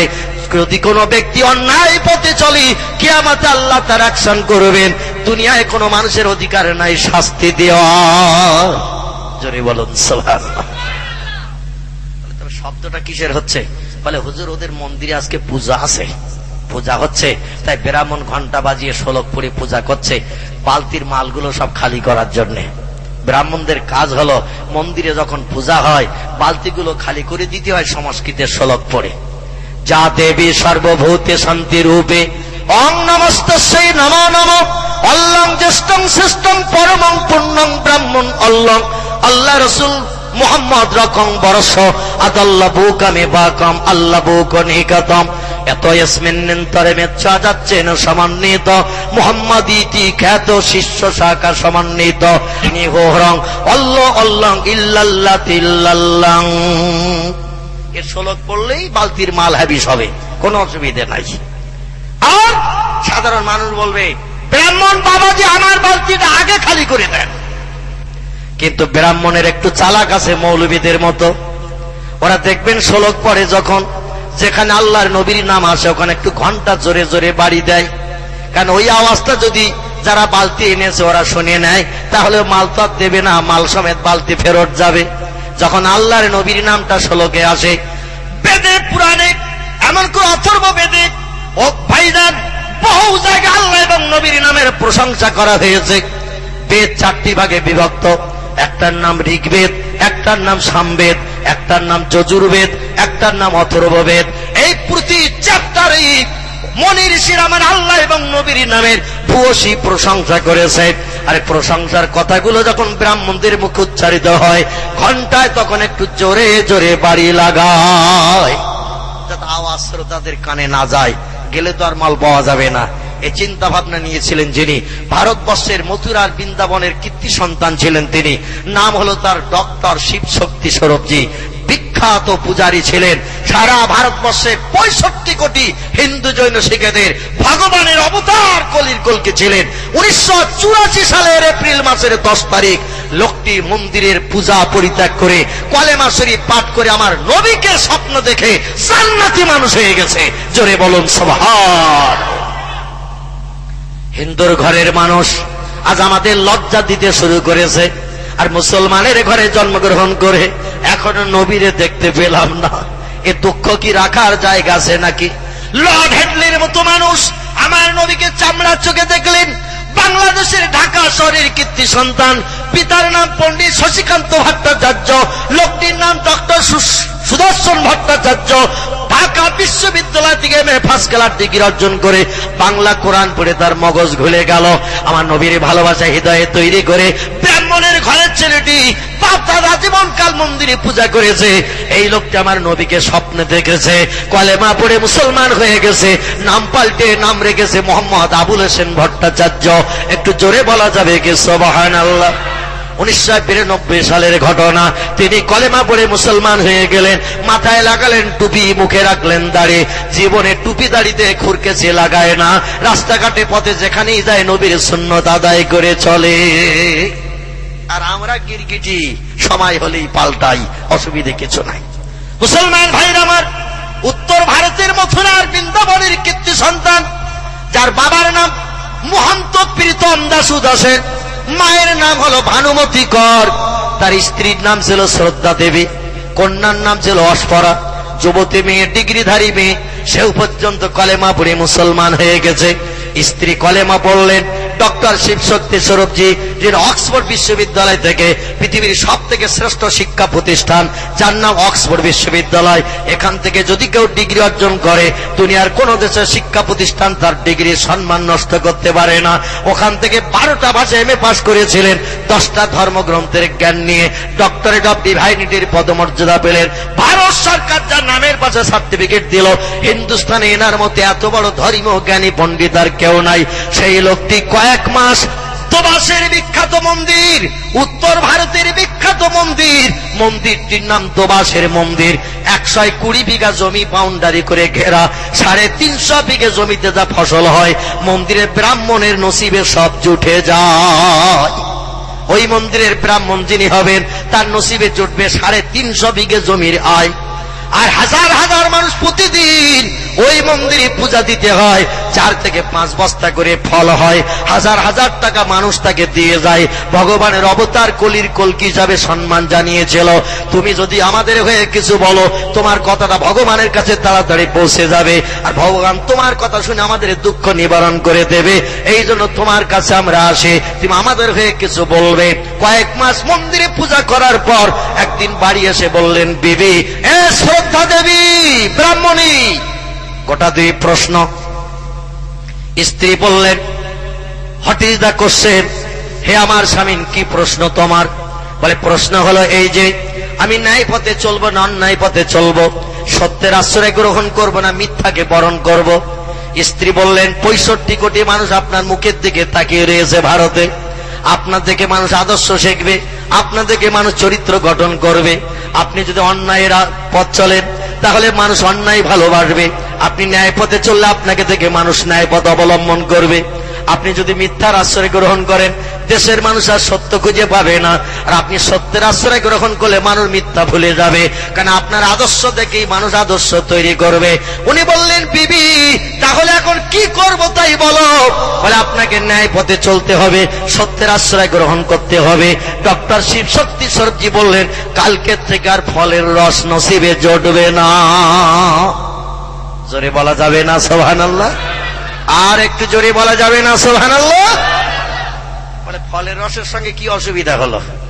আপনি দুটো প্রশ্ন করলেন, উত্তর দিলাম সঠিক, এতে ফলের রসে কি অসুবিধা? বলে, ন্যায় পথে চলতে গেলে, সত্যের আশ্রয় গ্রহণ করতে গেলে মন্দির আর ঘন্টা হাতে করে সংস্কৃতের শ্লোক পড়া যাবে না, আর শ্লোক যদি না পড়ি বালতি খালি করা যাবে না, আর বালতি যদি খালি না হয় রস নসিবে জুটবে না। কালকের থেকে মুসলমানদের মতো রোজা রাখতে হবে। বিবি বলছেন, ব্যাপার বুঝি না। ডক্টর শিবশক্তি স্বরূপজি বললেন, আমি বেদ পড়তে জানি, কুরআন পড়তে জানি, গীতা পড়তে জানি, বাইবেল পড়তে জানি, জেন্দাবাস্তা পড়তে জানি, রামায়ণ পড়তে জানি, মহাভারত পড়তে জানি, ত্রিপিটক পড়তে জানি, এমন করে ভাগবত পড়তে জানি, মুসলমানদের ধর্মগ্রন্থ কোরআন শরীফ আমি শুরু থেকে শেষ পর্যন্ত পড়তে পারি এবং এক জায়গাও বলে দিতে পারি। আমাদের মতো মৌলবীদের কাছে হঠাৎ যদি কোনোদিন কোরআন শরীফ কেউ নিয়ে আসে, এসে যদি বলে হুজুর এই জায়গাটা বুঝতে পারছেন একটু বুঝিয়ে মানে বলে দেন, হুজুর বলবে আমার স্যার পায়খানা 3 দিন ধরে হচ্ছে, হঠাৎ পেগ লেগেছে, লোটা বদনা দিয়ে আগে পায়খানা করে আসি। বাথরুম যদি দেখিয়ে দেন বাথরুমে ঢুকবে না, বলবে কোন দিকে পেয়ারা বাগান, খড়ি বাগান, আখ বাগান আছে, দেখিয়ে দে, ওই দিক থেকে কাজ মিটিয়ে আসি। খালধারির দিকে যদি হুজুর একবার কাঁসা বা পিতলের বদনা নিয়ে যায়, জীবন আর ফেরবে না, খাল ঝাঁপিয়ে চলে যাবে, বদনাও আর পাওয়া যাবে না, 150 টাকা হ্যাবিস। এরাম হুজুর যদি খাল পাড়ে যেতে চায়, কলা বাগান, আখ বাগানে ঢুকতে চায় বাথরুমের পায়খানার জন্য, তো হরেক মাল 6.5 টাকা মার্কা দিতে হবে ভাই। প্লাস্টিক 6.5 টাকা মার্কা, ও চলে গেলে খুব বেশি অসুবিধা হবে না। তবে কাঁসা বা পিতলের লোটা বদনা যদি দেন, ওর জীবন আর ফেরবে না। ঠিক বললাম না ভুল বললাম?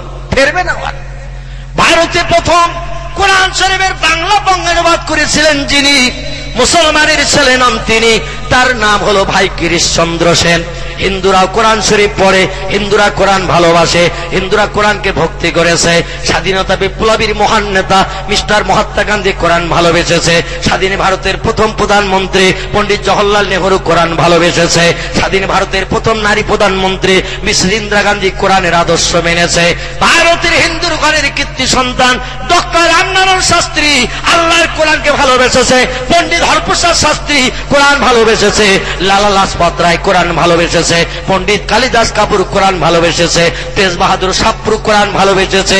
জোড়াসাঁকো ঠাকুর বাড়ির কীর্তি সন্তান বিশ্বকবি রবীন্দ্রনাথ ঠাকুর আল্লাহ নবীর সুন্নতকে সারা জীবন পালন করে চলে গেছে, আর আমরা মুসলমান সেই নবীকে চিনতে পারিনি। এ দুঃখ কি আর রাখার জায়গা আছে নাকি ভাই? ভারতের কীর্তি সন্তান স্বামী বিবেকানন্দ আমেরিকার শিকাগো শহরে ইংরেজিতে 3 ঘন্টা বক্তৃতা দিয়েছিলেন।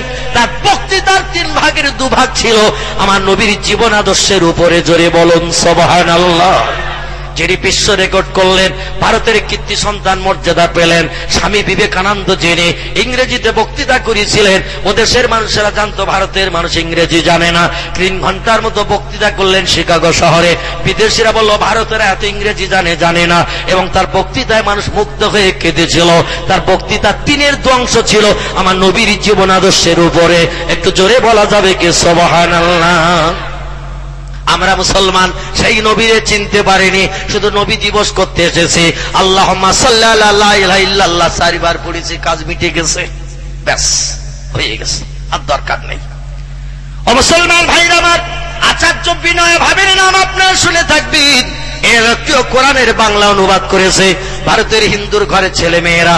এ দেশে যদি মানুষ হতে চাও, মুসলমানদের কোরআন আরবি ভাষায় লেখা, পড়তে জানো না মানে মতলব জানো না, বাংলায় লিখে দিচ্ছি, একবার দেখে নাও, পড়ে নাও, তাহলে তোমরা মানুষ হতে শিখবে। একটু জোরে বলা যাবে কি সুবহানাল্লাহ? হিন্দুর ঘরের মহান কীর্তি সন্তান, কথায় কথা বেড়ে যায়, যার নাম ডক্টর রামনারায়ণ শাস্ত্রী। উনি একটি তত্ত্ব দিলেন ইতিহাসে লিখে, আজ অমরত্ব লাভ করে রয়েছে লেখাটি।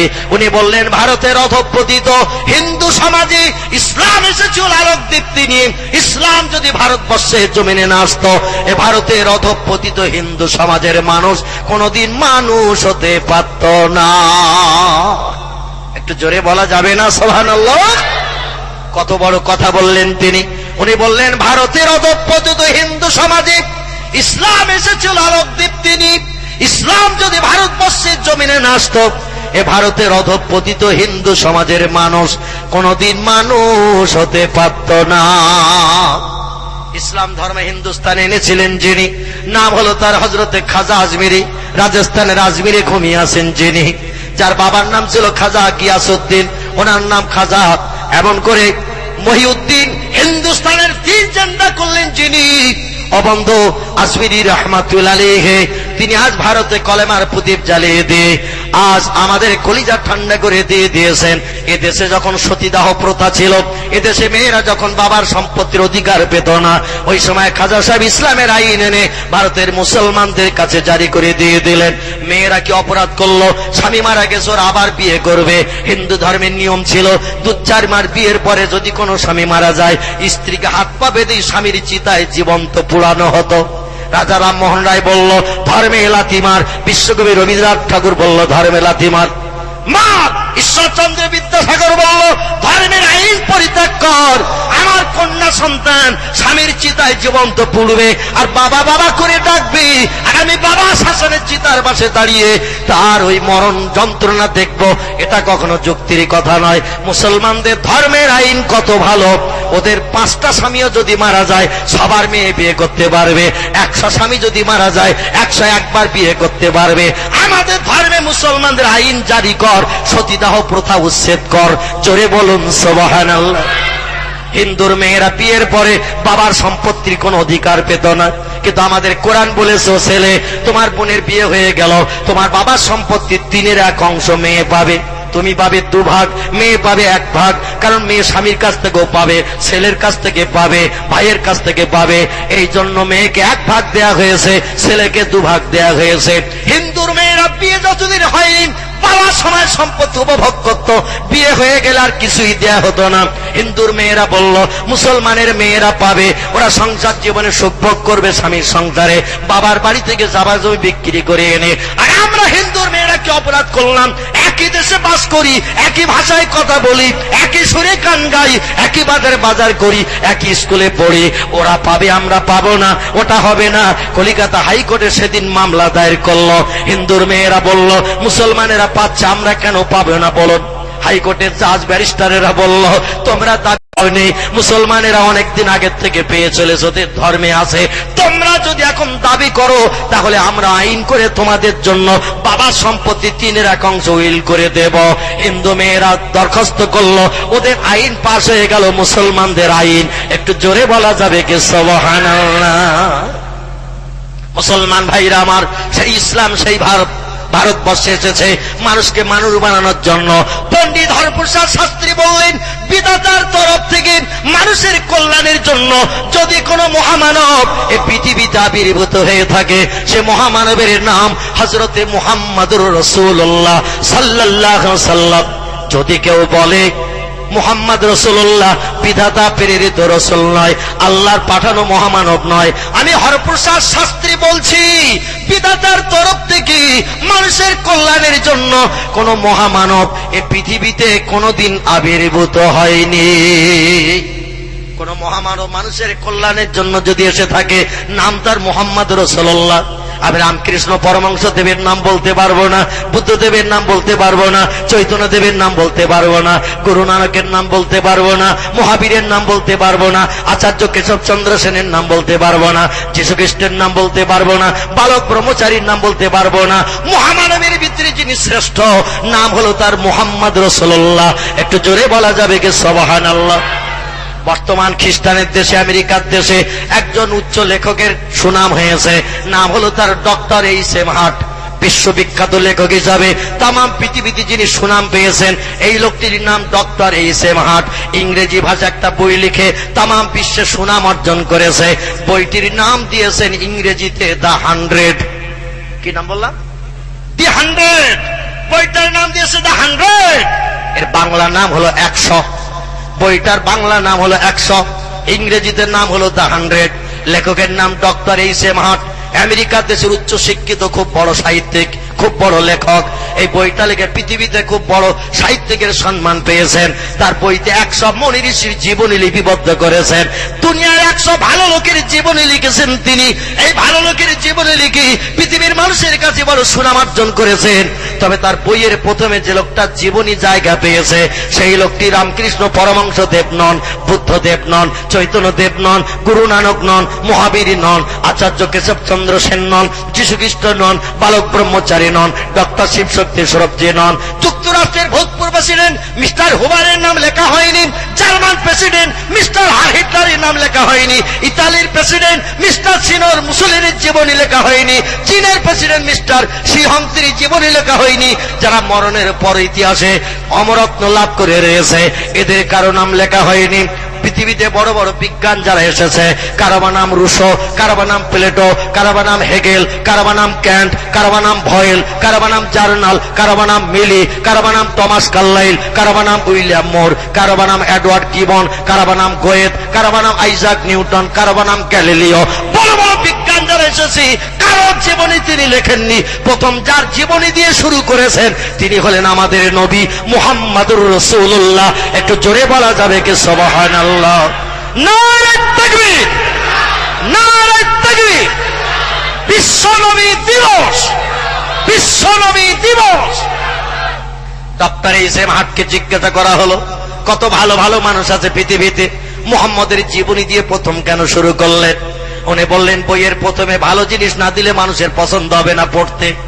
আমি যত নেতা আছে, যত ভালো মানুষ আছে, তাদের জীবনী নিয়ে রিসার্চ করে দেখলাম মুহাম্মদের জীবনীর উপরে কারো জীবনী হতে পারে না। তাই ভালো জীবনীটা আগে দিয়ে দিয়েছি যাতে মানুষ পড়লে ওদের মন ধরবে আরো কিছু পড়ি, আরো কিছু পড়ি। আর প্রথমে যদি খারাপ লাগে পৃষ্ঠা বুঝিয়ে রেখে দেবে, আর পড়বে না। তাই ভালো লোকটা দিয়ে শুরু করেছে। একটু জোরে বলা যাবে কি সুবহানাল্লাহ? এই ভালো লোককে আদর্শ মেনেছিলেন যিনি, ফুরফুরা সিলসিলার প্রতিষ্ঠাতা তিনি, নাম তার মুজাদ্দিদে জামান আবু বকর সিদ্দিকী রাহমাতুল্লাহ আলাইহি, যার কথা আপনাদের কাছে বলতে চাইছিলাম। মাথায় টুপি, মুখে দাড়ি, গায়ে লম্বা জামা, ইসলাম শরিয়ত আইন পালন করে লোকটি পৃথিবীতে বিচরণ করেছে। যেখানে গেছে সেখানে সম্মান বললো, বহু টাকা খরচ করে ফেলেছি আপনাদের গোবরডাঙ্গা পর্যন্ত, যদি লাইন পাততে না দেন আমাদের তো গাড়ি চলবে না। আপনারা কিছু পয়সা করিয়ে নেন, অন্তত লাইন পাতের একটু জায়গা দিয়ে দেন। গোবরডাঙ্গা সেজে বাবু বলল, হাজার হাজার বিঘা জমি আছে, লক্ষ লক্ষ টাকার মালিক, আর টাকা দেখিয়ে, লোক দেখিয়ে, লোক দেখিয়ে তোমরা পাটি বাঁধবে আমাদের জমিদার বাড়ির উপর দিয়ে, ওটা কখনো হবে না। তবে একটা নিবেদন করব, যাতে তোমাদের মনোবাঞ্ছা পূর্ণ হয়, টাকা খরচের উসল উঠে যায়। মার্টিন বান কোম্পানি বলল, বলুন না কি বলতে চাইছেন? বলে আমাদের নামে একটা কম্পার্ট ট্রেনে রেখে দিতে হবে, ওতে অন্য কোনো যাত্রী উঠতে পারবে না। যখন আমাদের প্রয়োজন হবে ট্রেনে উঠবো, ভাড়া ভাড়া দিতে পারবো না। কোম্পানি বলল তাতেই রাজি। জোরে বলুন সুবহানাল্লাহ। কারণ যখন লাইন পাততে দিচ্ছেন না, শেষ পর্যন্ত বেকার হয়ে যাবে আমাদের এত টাকা খরচ। তো আপনাদের জন্য একটা কম্পার্ট রেখে দিতে হয়, দেব। জমিদার বাড়ির লোক যখন উঠবে যাবে, পয়সাও নেব না, ওটা ফ্রি। এই মার্টিন বান কোম্পানির 4খানা বগির কোম্পানি, একটা ঘর গোবরডাঙ্গার বাবুদের জন্য স্পেশাল করা ছিল ভাইজান। সেখানে নো অ্যাডমিশন বলে দরজায় লেখা ছিল, নো অ্যাডমিশন ফর পাবলিক, কোন সাধারণ মানুষ ঢুকতে পারবে না, কেবলমাত্র জমিদার বাড়ির মানুষ ছাড়া। একদিন গোবরডাঙ্গা সেজে বাবু, এরা ইংরেজ সরকার থেকে পাওয়ার ছিল, 3 রাউন্ড গুলি করে যদি কোনো মানুষও মার্ডার করে তার কেস হবে না। কারণ লোকটি ছিল সৎ প্রকৃতির মানুষ, অন্যায় পছন্দ করত না, অন্যায় দেখলে গুলি করে প্রাণ নাশ করে দিত। ইংরেজ সরকার আমলে তার কোনো কেসও হতো না। এত সৎ প্রকৃতির মানুষ ছিলেন গোবরডাঙ্গা সেজে বাবু। পিছনে এমন করে তিনি মেড ইন ইংল্যান্ড গাদা বন্দুক কাঁধে করে নিয়ে গোবরডাঙ্গার প্ল্যাটফর্মে দাঁড়িয়ে রয়েছেন, একটু চাপ পাড়ায় যাবেন। আর সেদিন ট্রেনে ভিড় ভাট থাকুক, বুড়ো মৌলবী ট্রেনে করে যাচ্ছেন ভাইজান গাইঘাটা হয়ে ওই বনগাঁর দিকে। কোম্পানির সব লোকজনের ভিড়, চিন্তা করলো আমি এই লোকজনের ভিড়ে ঢুকলে তো পিষে মেরে দেবে, দেখি কোনো কম্পার্ট খালি আছে কিনা। দেখতে দেখতে দেখলে একটা ঘর খালি, কোনো লোকজন নাই। আল্লাহর মহানলি দাদা হুজুর কেবলা চিন্তা নিলেন, লোকের নজরে বোধহয় দরজা পড়ে নাই, আমার নজরে যখন পড়ে গেছে ঢুকে যাই, আর আমি একটু বসি, গুড়গুড় করতে করতে মার্টিন ট্রেন যাবে, বনগা পর্যন্ত একটু স্বস্তি পাওয়া যাবে। মসলন্তপুর হয়ে এবার গাইঘাটায় চলে গেছে ট্রেন, কুমা হয়ে মসলন্তপুর হয়ে গাইঘাটায় চলে গেছে ট্রেন। আর গোবরডাঙ্গা সেজে বাবু সেদিন কি প্রয়োজনে চাঁদপাড়ায় যাবে, উনিও প্ল্যাটফর্মে দাঁড়িয়ে আছে, মেড ইন ইংল্যান্ড গাদা বন্দুক কাঁধে, যেখানে যেতেন বন্দুক কাছে রাখতেন। ওনার একটা পোষা হাতি ছিল, যা বলতো তাই শুনত। এই লোকটি প্ল্যাটফর্মে দাঁড়িয়ে রয়েছেন, এমন সময় ট্রেনে এসে দাঁড়িয়েছেন। নিজেদের কম্পার্ট দেখে কম্পার্টে ঢুকে যেয়ে দেখে এক ফকির থলি সিটে রেখেছে, আবার নিজেও বসে রয়েছে। ফকির থলি রেখেছে কাছে। এ থলিতে একটা গামছা, থলিতে একটা গ্লাস, থলিতে একটা কোরআন শরীফ, থলিতে একটা লুঙ্গি, এইরকম কিছু প্রয়োজনীয় জিনিস নিয়ে উনি বিদেশে যেতে নামাজ করতে। জোরে বলুন সুবহানাল্লাহ। তোকেই তো দেখে ফকির বসে রয়েছে, কোন হ্যাটকোট নেকটাই ওলা চাকরিজীবী লোক হলেও নাই মানা যেত, ভিড় ভাত্তা ঢুকে পড়িয়েছে, কি করা যাবে? তো বসবি না বসবি একেবারে ফকির। বলছে হ্যাঁ ফকির, এ কম্পার্টে তোমার অধিকার দিল কে ওঠার? হুজুর বলছেন সব কম্পার্ট ভর্তি, এটা একটু খালি আছে পুরো, তাই উঠে গেছি। বলে দরজার উপরে দেখোনি আমাদের নামে লেখা রয়েছে, কোনো পাবলিকের প্রবেশ অধিকার নাই। বলে উপরে অত দেখি নাই ভাই, ট্রেন আবার ছেড়ে দেবে তাড়াতাড়ি, দরজা থেকে ঢুকে পড়েছি। বলে ফকির, আমাদের এই কম্পার্টে ঢুকলে তার শাস্তি কি জানো? বলে কি? বলে আমার এই রাইফেলের গুলিতে তার প্রাণ নাশ করি, আমাদের সিটে বসলে তার জীবন যাবে, এটা চতুর্দিকে সার্কুলার করা আছে। হুজুর বললেন বাবা, না জেনে ভুল করে ঢুকে পড়েছি, সামনের স্টেশনে নেমে যাব, ভিড়ে নাই ঢুকবো, আবার গুতুগুতি দেয়, দেখ কি করা যাবে, তোমাদের স্পেশাল কম্পার্ট বুঝতে পারিনি। বলে নেমে গেল হবে না, ও ফকির তোমার গুলি করে না দিলি অন্যদিন আবার লোক এসে ঢুকবে, জিজ্ঞাসা করলে বলবে সামনের স্টেশনে নেমে যাব, সবাই এক কথা বলবে, আর সিট তো তুষ উঠে যাবে, রোজ রোজ লোক ঢুকবে আর বসবে, আমাদের সিটের মর্যাদা থাকবে না। আজকে যদি তোমার গুলি করে মেরে দিই, মনের ভুলেও কেউ ডান্ডা ধরেও ঝুলে যাবে না। হুজুর বললেন তাহলে ভুল ক্ষমা হবে না? বলে ক্ষমা হলো একমাত্র রাইফেলের গুলি।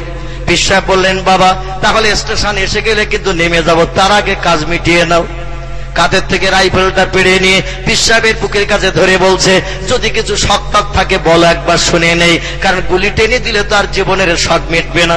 পীর সাহেব বলল বাবা বলছো যখন, তাহলে একটুখানি সময় দাও, আমার স্রষ্টার সঙ্গে একটু কথা বলে নেই। জোরে বলুন সুবহানাল্লাহ। আল্লাহর মহান ওলি দোকানে হাত উঁচু করে আসমানের দিকে হাত উঁচু করে বিড় বিড় করে একটু মোবাইল করেছে, যে মোবাইল এখন ফকিরের ঝোলায় খুঁজে পাওয়া যাচ্ছে। ফকির ফকির, ওদের ঝোলায় এখন মোবাইল পাওয়া যাচ্ছে। ফকির ফকিরের টেলিফোন হচ্ছে, হ্যালো চাচা বলছে খবর বলো। বলে কোন পাড়ায়? বলে দক্ষিণ পাড়ায়। বলে আমি আছি উত্তর পাড়ায়। ক কেজি হয়েছে? বলে 4.5 কেজি। বলে আর দরকার নেই, রোজ রোজ ভিক্ষা করি, বটতলায় আয়, বাড়ি যাই। বলে চাচা দাঁড়াও, বটতলায় আসছি। মাঝে মাঝে ফকিরে ফকিরের টেলিফোন হচ্ছে, কারণ এয়ারসেল কোম্পানি 29 পয়সা 1 মিনিট কল, আর 1 টাকার নিচে তো এখন ভিক্ষা দিচ্ছে না, কারণ আটানা সারে না, চলে না। 1 টাকা ভিক্ষা দিলে 3 বার অ্যাকশন। ফকিরের ঝোলা কি খালি যাবে নাকি ভাই? ও মাল চালাচ্ছে, অসুবিধে নাই। যুবকও মাঝে মাঝে তেঁতুল তলায় দাঁড়াচ্ছে, হ্যালো হাজির মেয়ে দুতলা ছিল কটার পাশে দাঁড়িয়ে বলছে খবর বলো। বলে 5টার সময় দরকার। 5টার সময় দরকার। বলে 5:30টায় যাচ্ছি, ওখানে বস, অসুবিধে নাই। এখন হাজির বাড়ির সামনে যে কোনো ঝামেলার দরকার যুবকের নাই। তেঁতুল তলায় দাঁড়িয়ে অ্যাকশন করতেছে, আর হাওয়ার মাধ্যম দিয়ে খবর দুতলা চিলেকোটায় পৌঁছে দিচ্ছে। ঠিক বললাম না ভুল বললাম? ঝামেলা চলতেছে এখন রাস্তাঘাটে, পথে, বাড়ি আর কোনো ঝামেলা নাই। যা হচ্ছে অ্যাকশন সব রাস্তাঘাটে, পথে, সিনেমা, যাত্রা, থিয়েটার, কথাবার্তা সব সেটেল। আর সেটেল হয়ে গেলে 4 কাপ করে খাচ্ছে একসঙ্গে, অসুবিধে কিছু নেই। 4 কাপ। হুজুর একটু টেলিফোন করে দিলেন, হ্যালো ওহে আমার আল্লাহ, মুসিবতে পড়েছি, বিপদে পড়েছি। উপরে লেখা আছে পাবলিকের পারমিশন নাই, আমি দেখি নাই। বুড়ো মানুষ ভিড় ভাট্টা বলে ঢুকে গেছি। এখন এদেরই নাকি কম্পার্ট, মার্টিন বার্ন কোম্পানি এদের জন্য স্পেশাল বরাদ্দ করেছে। আমি বললাম সামনে নেমে যাব, তাও তো সরে না। বলছে বক্ক ঝাঁঝরা করবো গুলি দিয়ে। আল্লাহ, ওই খবরটা না সেজে বাবু রাইফেলের গুলিতে আমার জীবন যদি থাকে, তাহলে কেউ আমাকে বাঁচাতে পারবে না। আর ওর গুলিতে যদি আমার প্রাণ না থাকে, 1000 চেষ্টা করলো আপনার বান্দার একটা পশমের ক্ষতি করতে পারবে না। আল্লাহ তুমি যেটা ভালো বোঝো করো। জোরে বলুন সুবহানাল্লাহ। আমরা বিপদে মুসিবতে বললি মেম্বারের কাছে যাই, যা পারো তুমি করো, এখন তুমি আছো ভাই। প্রধান দরখাস্ত দিয়ে যাচ্ছে, তোমার কাছে ঘর পুড়ে গেছে, বন্যায় ঘর ভেঙে গেছে, দরখাস্ত দিচ্ছে, আর কেউ পাক না পাক অন্তত হাউস লোনটা যেন আমার নসিবে জুটে যায়। একটু খেয়াল রেখো, 11টা ভোট আছে কিন্তু বাড়ি আমার। প্রধানের চিন্তা আছে। মুসলমান ভাইরা আমার, আমরা বিপদে পড়ি, মানুষ মানুষের কাছে হাত পাতি, মানুষ মানুষের কাছে সাহায্য চাই। আদম নবী থেকে মুহাম্মদ রাসূলুল্লাহ পর্যন্ত যত নবী পৃথিবীতে এসেছে, যখনই বিপদে মুসিবতে পড়েছে এরা টেলিফোন করেছে আল্লাহর কাছে। দুনিয়ার কোন মানুষের কাছে কোন নবী কোনদিন হাত পাতেনি। একটু জোরে বলুন সুবহানাল্লাহ। নবীদের জীবন আদর্শ যারা বাস্তবে রূপায়ণ করেছে এদের আল্লাহর ওলি বলা হয়েছে। ওলিরা যখন কোনো বিপদে মুসিবতে পড়েছে জীবনে কোনোদিন কোনো মানুষের কাছে হাত পাতেনি, আমার আল্লাহ তাদের অপমান করেনি। একটু জোরে বলা যাবে কি সুবহানাল্লাহ? নারে তাকবীর। গোবরডাঙ্গার সেজে বাবু সংক্ষেপ কথা, পরবর্তী বক্তা আসবেন, জানা রাখবেন। দেখতে দেখতে রাত 11:30 হয়ে গেছে, 2 ঘন্টার উপরে হয়ে গেল। পরবর্তী বক্তা আসবেন। আমি যেটা আপনাদের কাছে বলতে চাইছি সেটা হলো এই যে হুজুর কেবলা চুপ করে দাঁড়িয়ে গেল। গোবরডাঙ্গার সেজে বাবু আর কোন জনগণ যাতে কম পারে না ওঠে, কাদের থেকে মেড ইন ইংল্যান্ড কাদা বন্দুক পেরিয়ে নিয়ে বুকের কাছে নলটা ধরে এবার টিগার টানা শুরু করেছে। টিগার সামনের থেকে পিছনে আসে কিন্তু গুলি বাহিরে হয় না। আমার আল্লাহ বললেন মান কানা লিল্লাহি, রাসূল বলেছেন মান কানা লিল্লাহি, যদি কোনো ব্যক্তি আল্লাহর হয় কানা আল্লাহু লাহু, আমার আল্লাহ সেই লোকটির আপন হয়ে যায়। আর আমার আল্লাহ যখন কোনো বান্দার আপন হয়ে যায় অকুল্লা শাইইন ইয়ানফাউন নাস, সমস্ত সৃষ্টি ওই লোকটিরই তখন বশ হয়ে যায়। জোরে বলা যাবে কি একটু সুবহানাল্লাহ? আগুন তার বশ হবে, পানি তার বশ হবে, হাওয়া তার বশ হবে, লোহা তার বশ হবে, মাটি তার বশ হবে, বাঘ তার বশ হবে। প্রয়োজনে পিঠে করে নিয়ে বাড়ি পৌঁছে দেবে, জীবনে কুংরানি আওয়াজ দেবে না। একটু জোরে বলুন সুবহানাল্লাহ। আজকের একটু সুন্দরবনের জঙ্গলে চলেন, যার ইংরেজি নাম দা রয়্যাল বেঙ্গল টাইগার, হলুদ কালো ডোরা কাটা, এই তো 8 হাত লম্বা। সেদিন চিড়িয়াখানা একটা ধরে নিয়ে এসেছে, ট্রিটমেন্ট হচ্ছে, পায়ে তার ক্ষত হয়েছে, তাই কাগজে দেখছিলেন না, পায়ে ক্ষত হয়েছে, ট্রিটমেন্ট হচ্ছে।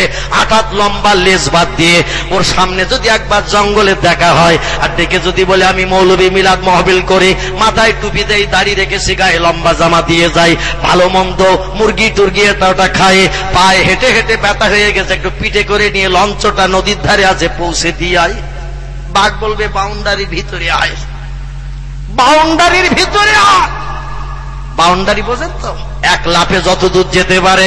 এইরকম ভিতরে যদি আমার মতো মৌলবীরে পায়, লাফ একটা দেবে, ঘাটটা কামড় মেরে ধরে পিঠে তুলে নেবে। তবে লঞ্চ ভটভটির দিকে আসবে না, যেদিকে ঘন জঙ্গল আছে, ওই গোল গাছ আছে, এমন করে কেওড়া গাছটা যেদিকে বেশি বেশি আছে ওই দিকে ঢুকে যে গাছের গায়ে গোটা 3 আষাঢ় মেরে বলবে ঠান্ডা হ।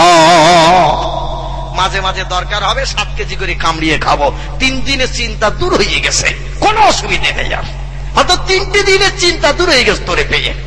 3টে দিন আনন্দ করে করে খাবে। মুসাদ্দিদ জামান আবু বকর সিদ্দিকী রাহমাতুল্লাহ আলাইহি পাক রেসপেক্ট করেছে, সম্মান করেছে। আল্লামা বাংলার রুহুল আমিন রাহমাতুল্লাহ আলাইহির কথা শুনে পাক রাস্তা ছেড়ে দিয়ে নিচে নেমে গেছে। পার্শ্বের জমিনে ঘুমিয়ে আছেন যিনি ভাইজান আল্লাহর মহান ওলি শেখ সাদি রাহমাতুল্লাহ আলাইহি, জঙ্গল থেকে কাঠগুলো কাটতেন, বোঝা করে বাঘের পিঠে তুলে দিতেন, আর বাঘ কাঠগুলো বাড়ির দরজায় পৌঁছে দিয়ে যেত। কি মানুষ ছিল তারা, আর আমরা কি মানুষ হয়েছে আজ দেখলে তাজ্জব হয়ে যেতে হয়। গুলি যখন লাগলো না, হুজুর বলছেন কি খবর বাবা? বলে অনেকদিন মেশিন চালানো হয় না, ভিতরে বোধহয় জং টং পড়ে গেছে। পিসা বলছে জঙ্গলা মাল কাঁধে করে নিয়ে ঘুরে বেড়াচ্ছ তুমি, এরা মাল বইয়ে কি লাভ হাগা? বলে হুজুর অনেকদিন চালানো হয় না, লোক পাই না, আজকের পেয়ে গেছি তো ভিতরে জং পড়েছে, গুলি বোধহয় সচ্ছে না। বলে তাহলে মাল কাঁধে করে না বেড়ানো ভালো, শুধু লোকের ভয় দেখাও। বলে হুজুর একটুখানি দেখি ভিতরটা কি হয়েছে। খাটটা ভেঙে নলটা আলগা করলেন, আলগা করে ভিতরে দেখলো গুলিটা ঠিকই আছে বটে। এবার আবার ফের করে লাগিয়ে দিয়ে জানালার ধারে নলটা ধরে টিকার টেনেছে, গুম করে আওয়াজ হয়ে একটা গুলি বেরিয়ে গেছে। পিসা বললো বাবা খবর কি? বলে হুজুর লাইন ক্লিয়ার। বলে তাহলে? বলে স্টেশন আসতে দেব না, এবার আপনারে কিন্তু ছাড়া হবে না। পিসা বললো বাবা স্টেশন এসে গেছে কিন্তু একটু তাড়াতাড়ি নাও। দ্বিতীয়বার বুকের কাছে নল ধরি, আবার একটা গুলি পুরি দিয়ে টিকার টানছে। মেশিন বলছে get out, don't touch, not allow. কাজ হবে না, বন্ধুর সঙ্গে ঝামেলা করতে পারবো না। আমি লোহা, আল্লাহর সৃষ্টির শ্রেষ্ঠ মানুষ, ওর সঙ্গে বন্ধুত্ব করে ফেলেছি।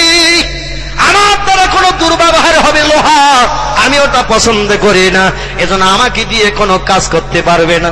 হুজুর বললেন কি খবর? বলে সেখানে বোধহয় আবার বেঁধে গেছে জঙে। পীর সাহেব বললেন ভালো করে লাইন ক্লিয়ার করে নাও। নলটা ভেঙে একটু গুতো কাটা দিয়ে গুলে দিয়ে লাইনটা ভালো করে ক্লিয়ার করে নিয়ে এবার নলটা লাগিয়ে টিকার টেনেছে, ঘুম করে আওয়াজ হয়ে গুলি বেরিয়ে গেল। হুজুর বললেন কি খবর? বলে লাইন ফুল ক্লিয়ার হয়ে গেছে, আর অসুবিধা নেই। বলে তাহলে বাবা স্টেশন কিন্তু এসে গেছে। বলে আমি শুধু গুলি পড়বার টিকার টানবো, কাজ কমপ্লিট হয়ে যাবে। তৃতীয়বার একটা গুলি ভরে নিয়ে হুজুরের বুকের কাছে 1 থেকে 1.5 ফুট দূরে মেড ইন ইংল্যান্ড গাদা বন্দুক, সে যুগের দামি মাল ছিল ভাই, মালটা বুকের কাছে ধরে আবার টিকার টেনেছে। মেশিন বলছে নট অ্যালাউ, কাজ হবে না। হুজুর বললেন খবর কি? বলে সেই তো আবার কি হলো? বলে ওই অবস্থা একবার জানলায় ধরে বাইরে মারো, যেই মেরেছে ঘুম করে আওয়াজ হয়ে গুলি বেরিয়ে গেল। যে নল বুকে ধরলে আওয়াজ হয় না, আর নল ঘুরে অন্যদিকে দিয়ে টিকার টানলে আওয়াজ হয়। পীর সাহেব বলছেন বাবা খবর কি? বলে মেশিন আর কাঁধে করে রাখবো না, এই মেশিন ফেলে দিচ্ছি ট্রেনের পাদানিতে। যে আল্লাহর ওলির পা দুখানা জড়িয়ে ধরে হাউ হাউ করে কাঁদতে শুরু করে দিল। পীর সাহেব বলে বাবা আমি ফকির, আর গোবরডেঙ্গার জমিদার বাড়ির কীর্তি সন্তান তুমি, পা জড়িয়ে ধরলে স্টেশনে এসে যাচ্ছে লোকজন দেখলে তোমার পেস্টিজ হাম্বার হবে, আত্মসম্মান মর্যাদা লাঘব হবে, বাবা পা ছেড়ে দাও। বলে আপনার মতো ভগবানের অবতার কলির কলকি দেবতার পা জড়িয়ে ধরলে পাপ মোচন হবে, এতে সম্মান নষ্ট হবে না? হবে না? একটু জোরে বলুন সুবহানাল্লাহ। নারে তাকবীর। সম্মান নষ্ট হবে না, এতে পাপ মোচন হবে। হুজুর বললেন বাবা ছেড়ে দাও, তুমি পা ছেড়ে দাও, পা ধরো না। গোবরডেঙ্গার সেজে বাবু বলে হুজুর পা ছেড়ে দেবো, তবে একটা দাবি আপনার কাছে। বলে কি? বলে আপনি আমাকে ক্ষমা করছেন কিনা বলুন। আপনার সঙ্গে বেয়াদবি করেছি, দুর্ব্যবহার করেছি, মেজাজ গরম করেছি, ফকিরি বলে কত রকম মেজাজ চড়ায় কথা বলেছি, আপনি আমাকে ক্ষমা করবেন কিনা বলুন। বিশ্বাস বলল বাবা ক্ষমা করতে পারি, তবে একটা শর্ত মানতে হবে। বলে কি শর্ত বলেন? টাকা চাইলে দেব, সোনা চাইলে দেব, ভালো খেতে চাইলে খেতে দেব, ছেলে যাই চাইবেন তাই দেব, শর্ত বলুন। বিশ্বাস বললেন জামা কাপড় নেব না, টাকা পয়সা নেব না, সোনা দানা নেব না, তোমাদের বাড়িতে খাওয়ারও সময় নাই, আমার যেতে হবে চট্টগ্রাম বাংলাদেশে বাবা, সময় হাতে নাই। তবে তোমার কাছে আমার দাবি, আমার মতো টুপিওয়ালা দাড়িওয়ালা লম্বা জামাওয়ালাদের সঙ্গে কোনদিন দুর্ব্যবহার করতে পারবে না। গোবরডেঙ্গা সেজে বাবু বললেন টুপি দাড়িওয়ালাদের এতদিন চিনতে পারেনি, আজকের চিনি নিয়েছে যখন, যতদিন বাঁচবো টুপিওয়ালাদের সঙ্গে সম্মান দেখাবো। জোরে বলুন সুবহানাল্লাহ। এই লোকটি বললেন হুজুর যাচ্ছেন কোথায়? বলে চট্টগ্রামে।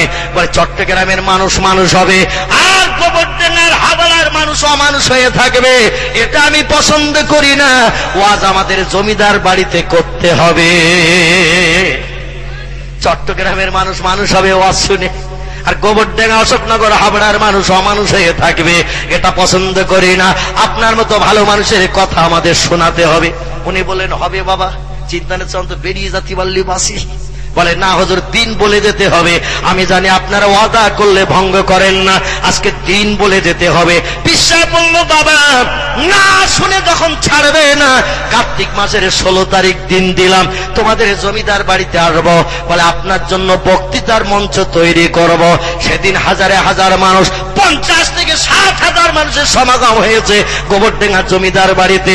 আর ফুরফুরার ফকির সাহেব এসে 3 ঘন্টা ওয়াজ করেছিলেন, মানুষ কেঁদে জারে জার হয়ে গিয়েছিল। একটু জোরে বলা যাবে কি সুবহানাল্লাহ? নারে তাকবীর। এই গোবরডেঙ্গা সেজে বাবু যতদিন হায়াতে বেঁচে ছিল, ফুরফুরা ইসলামের সবের মাঝের দিন, ফুরফুরা ইসলামের সবের মাঝের দিন 22শে ফাল্গুন ফুরফুরা শরীফে এসে দাদা হুজুরের সঙ্গে সাক্ষাৎ করে করে যেতে। আর আমরা চিনতে পারিনি তাদের, পেরেছে নাকি ভাই? আমরা পারিনি। যাই হোক, পরবর্তী বক্তা আপনাদের কাছে আলোচনা রাখবেন। আমি আপনাদের নিয়ে একটু দাঁড়িয়ে দাঁড়িয়ে সোনার মদিনা আমার নবীর দরবারে একটু সালাম পেশ করব। সকলে একটু দাঁড়িয়ে যান। ইয়া নবী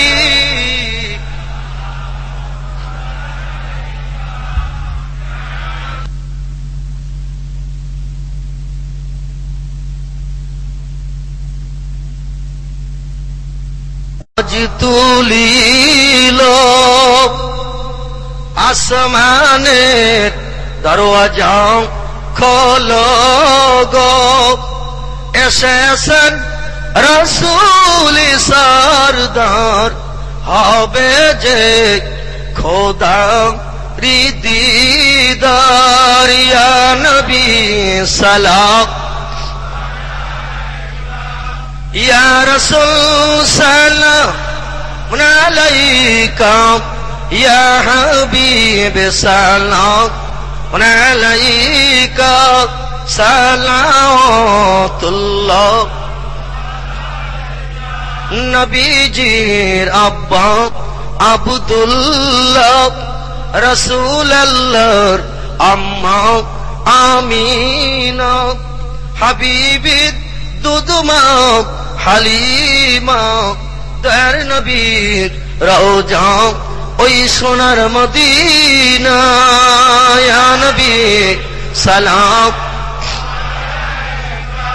ইয়া রাসূল সালাম আলাইকা, ইয়া হাবিব সালাম আলাইকা, সালাম। রাসূলুল্লাহ চলেন যে পথে, কাটা বিছায়ে উম্মে জামিল সে পথে, ফোটে না ওই পথির কাঁটা। জিবরাইল ডানা বিছায়ে যেথায়, ইয়া নবী সালাম আলাইকা, ইয়া রাসূল সালাম, ইয়া হাবিব সালাম আলাইকা, সালাওয়াতুল্লাহ আলাইকা। সকলে বসে পড়ুন। ইয়া রাব্বি সাল্লাল্লাহু আলাইহি ওয়াসাল্লাম দামানা বাদা আলা নবিকা কারি কলকি কুল্লুহি, ইয়া রাব্বি মেরে দরুদ। মক্কার পরে মামিনার যেথায় ঘর, খোদার করুণা কৌসর है, জোর সে বারংবার বালাগাল উলা বেকামালিহি, কাশাফাত দুজা বেজামালিহি, হাসনাত জামিউ খিসালিহি, সাল্লু আলাইহি ওয়া আলিহি। আসুন ছোট্ট করে একটা দোয়া করি। আল্লাহুম্মা আমিন। রব্বানা ফাগফির লানা যুনুবানা ওয়া কাফির আন্না সাইয়্যাতিনা ওয়া তাওফানা মা'আল আবরার। রব্বুল আলামিন, পবিত্র রবিউল আউয়াল মাসের এক ইজ্জতপূর্ণ রাতে আমরা এই পীরহাটির ঠাকুরহাটির এক মহতী কোরআনী মাহফিলে বসে হাত পেতেছি। আমাদের আশা বসাকে আপনি কবুল করুন আল্লাহ। আগামী হায়াতে জিন্দেগি আপনার হাবিবের আদর্শ মোতাবেক আমাদের চলার তৌফিক দান করবেন। আমাদের ভিতরে যারা বেমারিতে অসুস্থতা আছে, সকলের বেমারি থেকে শেফা দান করুন।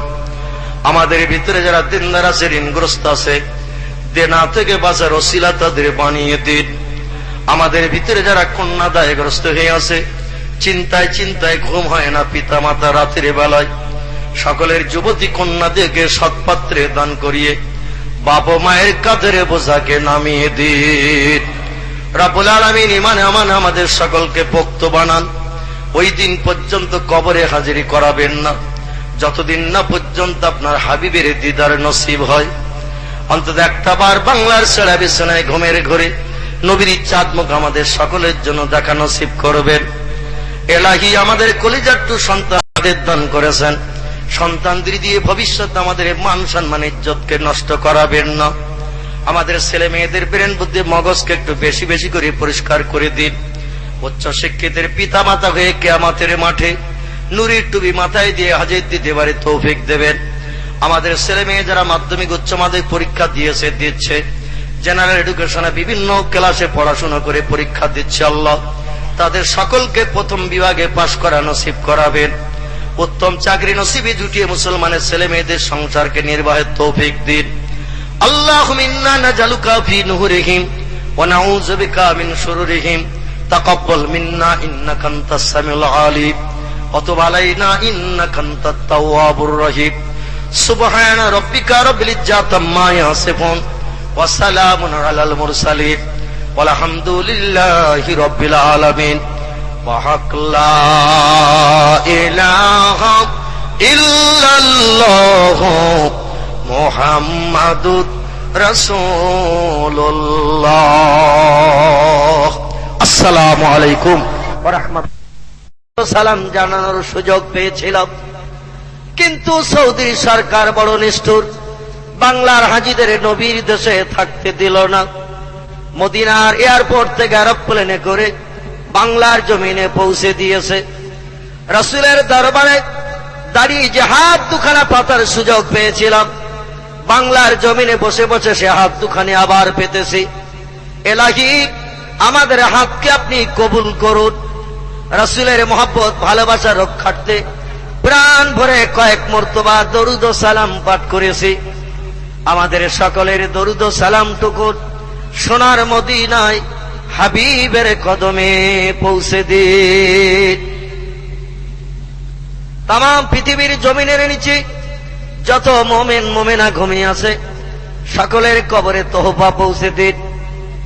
আয় আল্লাহ, আপনার তাম প্রেমিক প্রেমিকা বান্দা বান্দিদের ওসিলা করে এ বানিয়ে জলসামার যুবক ভাইরা, চাচাজিরা, মায়েরা, বোনেরা, যাহারা অর্থ দিয়ে, কথা দিয়ে, জায়গা দিয়ে, শ্রম দিয়ে এ মাহফিলের ইন্তেজামে সাহায্য সহযোগিতা করেছেন, কিয়ামতের কঠিন দিন, মুসিবতের সময় এ জলসা কমিটি, গ্রামবাসী, পাড়া প্রতিবাসী সকল ব্যক্তিদের জন্য আপনার হাবিবের শাফাত সকলকে নসিবি করবেন আল্লাহ। या रब करम तो अगर करे ये वस्के महफिल क़यामत के दिन, मुसीबत के वक्त हम लोगों को नजत के वसीला बना दे। तक़ब्बल मिन्ना इन्नका अंतस समीउल अलीम व तुब अलैना इन्नका अंतत तव्वाबुर रहीम। फतबरकल्लाहु अहसनुल मुहसिनीन वल्हम्दुलिल्लाहि रब्बिल आलमीन। बहक ला इलाहा इल्लल्लाह मुहम्मदुर रसूलुल्लाह।